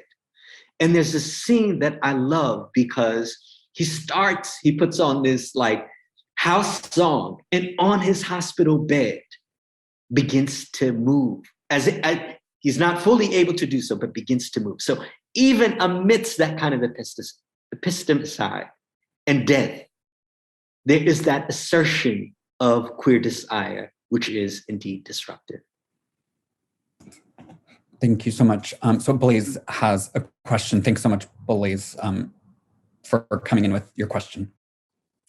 Yeah, thank you so much for your talk. I really appreciated it. I have two questions for you. The first one is related to kind of the ways in which you did your theoretical framing, because it always strikes me that it seems like there are multiple genealogies of a term like queer, and multiple genealogies of queer theory. And I mean, if I think of a book like Snorton's, which you're citing, certainly, there is the presence of post-structuralist theory, including kind of French post-structuralist thinkers, if we kind of think back to this morning's roundtable. But there's also, and I think especially right now, a real attempt to ground that in a different set of thinkers, including Black feminist thinkers, some of whom have not always received the attention they deserve, especially in queer studies. So, someone like Hortense Spillers.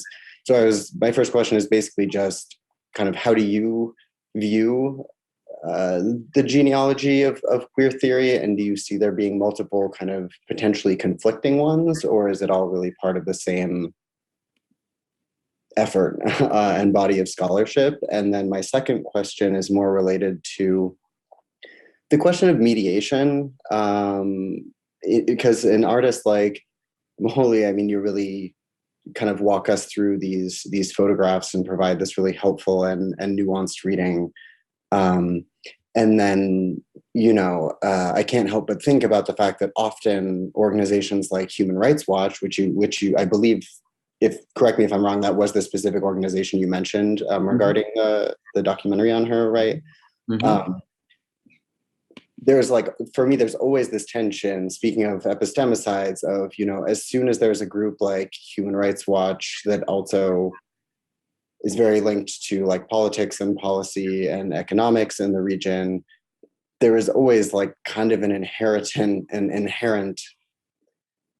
I'm not going to say epistemicide in the definitive sense of the word, as we were just talking about, but like, some kind of partial epistemicide, as those organizations sometimes like mediate the presentation of artist works, sometimes through kind of victimizing narratives, or else it's always saying, look at how empowered this person is, kind of in parentheses, compared to the rest of their country or something, you know what I mean? But then when you actually closely engage with these artists' works, you see, it's not about that. That is not the paradigm within which this artist is functioning. But nevertheless, there is that mediation. So yeah, I just wanted to know kind of to what extent you think it's important to keep that in mind when analyzing these kinds of works, whether that comes into play with this artist in particular or with others that you've seen. Great.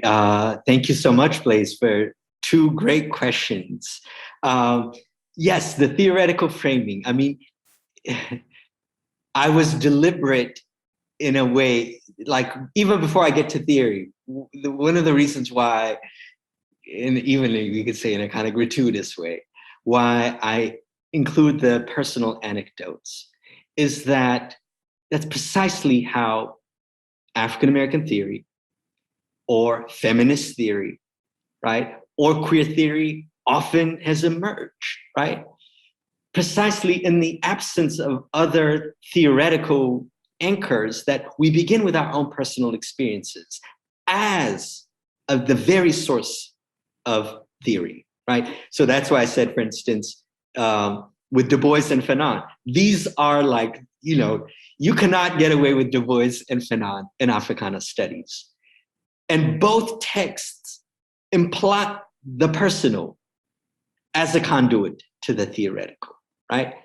The same is true, certainly in Black feminist thought, right? So Audre Lorde, for instance, right? Or a collection like Bridge Called My Back, a pioneering anthology of Black feminist thought, right? So many of those texts are trading in a personal idiom, right? But quite often the academy does not recognize that as sufficiently theoretical, right? That's the issue, right? In terms of the ways in which the academy gives the imprimatur of theory, right? And in order for it to be theory, certainly in the American Academy, that term theory is so tethered to continental theory, and it trades in a particular kind of idiom, post-structuralist idiom, deconstruction, so on and so forth. And that has a way of obscuring other locales, right, of theory, or theory that's highly theoretical, but that's trading in a different kind of idiom. Who more theoretical than James Baldwin about race, for instance, right? But Baldwin is not theorizing in a certain kind of academies. He's doing it in just everyday language, right? One could say about Toni Morrison, so on and so forth, right? Or the uses of the erotic, to me, is one of the most sophisticated theoretical essays about the queer erotic, the prerogatives of the queer erotic. But in most, like, say, intro to, queer studies, you may not, it may be there, but it will not be there as a kind of canonical theoretical text, right? So I think we also have to question in the American Academy, in the Western Academy, what passes for theory and what doesn't, right? So and that's the thing. I think working at the intersection of Black queer studies is that you realize you can't think about queer sexuality in a vacuum. You have to think about it as it relates, right? That's why, for instance, if you look at any Black queer scholarship coming, or Black queer and trans scholarship recently, it often references Hortense Spillers' essay, including Snorton, right?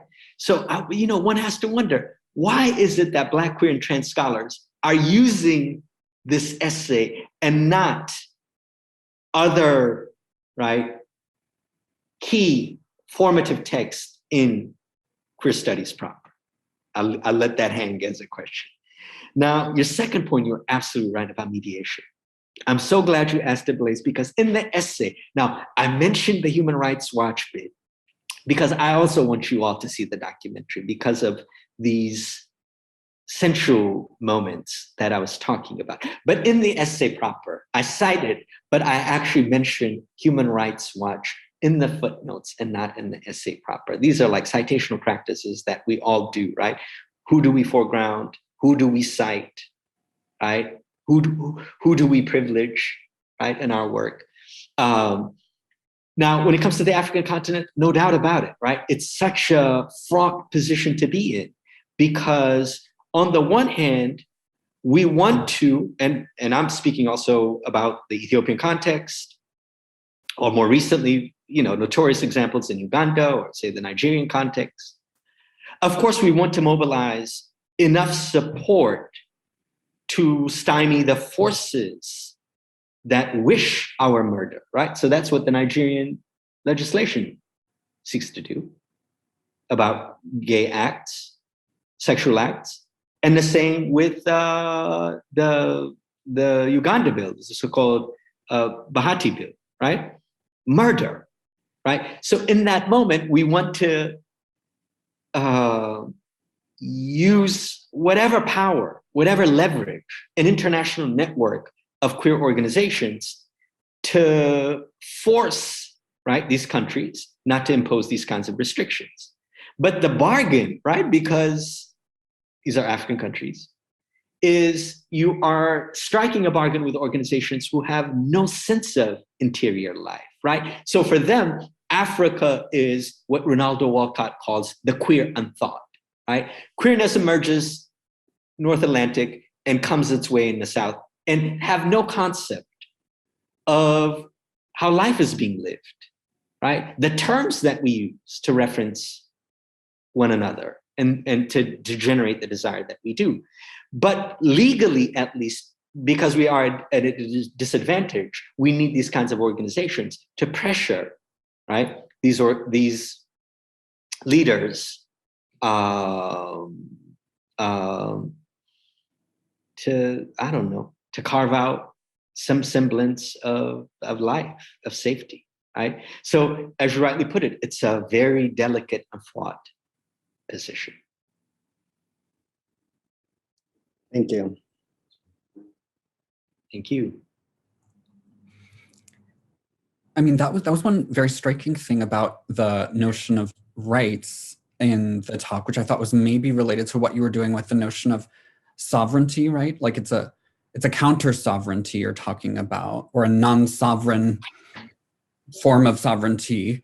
And in a similar way, it seems like these rights aren't rights that can be granted or withheld by any state, right? I mean, this is a different understanding of what it means to enact or to exercise rights. I thought that was really something very powerful. Did I get that right? I mean, yes. was that where you were going? Okay. Yeah, no. Absolutely, Ramsey. And this is something that Jushan Aviles, in the book I cited, the recent book I cited, says, quite often queer artists, in the absence of, these are his terms, legal redress, we use artistic address. I like that conjoining of those terms, right? For so many of us, right? Around the world, really, right?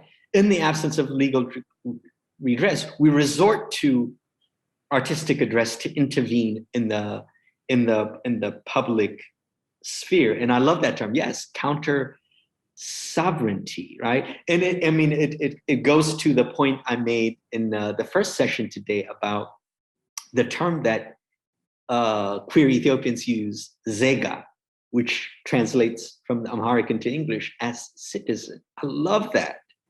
That is the term that queer people have come up with, right, to hail one another, right? That we are, it doesn't matter by law to this day in Ethiopia that we are disenfranchised, but we have reclaimed this idea of citizen. And, disesteemed as we may be, we are in fact these standard bearers of citizenship, if that term is to be inclusive, right? And so the gaze operates in the same way, or these images operate in the same kind of way.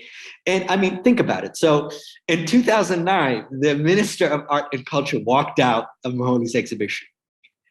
Fast forward to 2021, I would argue Zanele Maholi is the most prominent South African photographer now.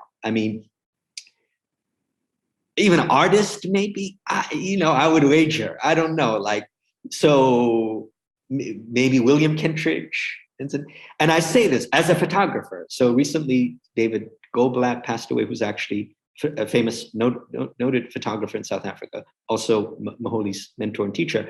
But think about it. The Tate has, right now, if any of you are in the UK or near London, suss out go to the Tate or suss out that show where the Tate has given Maholi a mid-career retrospective or a mid-career survey show.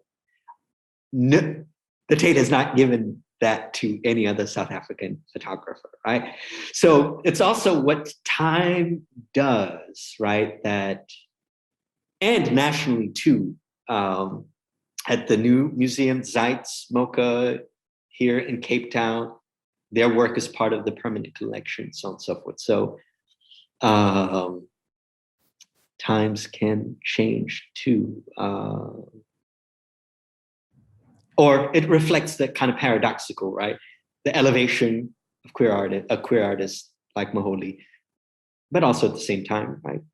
The violence does exist, so I don't want to sugarcoat that. We have a couple more minutes for questions. People might still be processing, so it's a shame we don't have even more time. But if anyone did have a quick concluding question, I would want that person or those people to be able to share. We can obviously continue the conversation tomorrow, but anything responding to the talk or the responses that Maui's just given? I just want to say, Emanuele, thank you for your poetry in the chat. What a beautiful thing to say.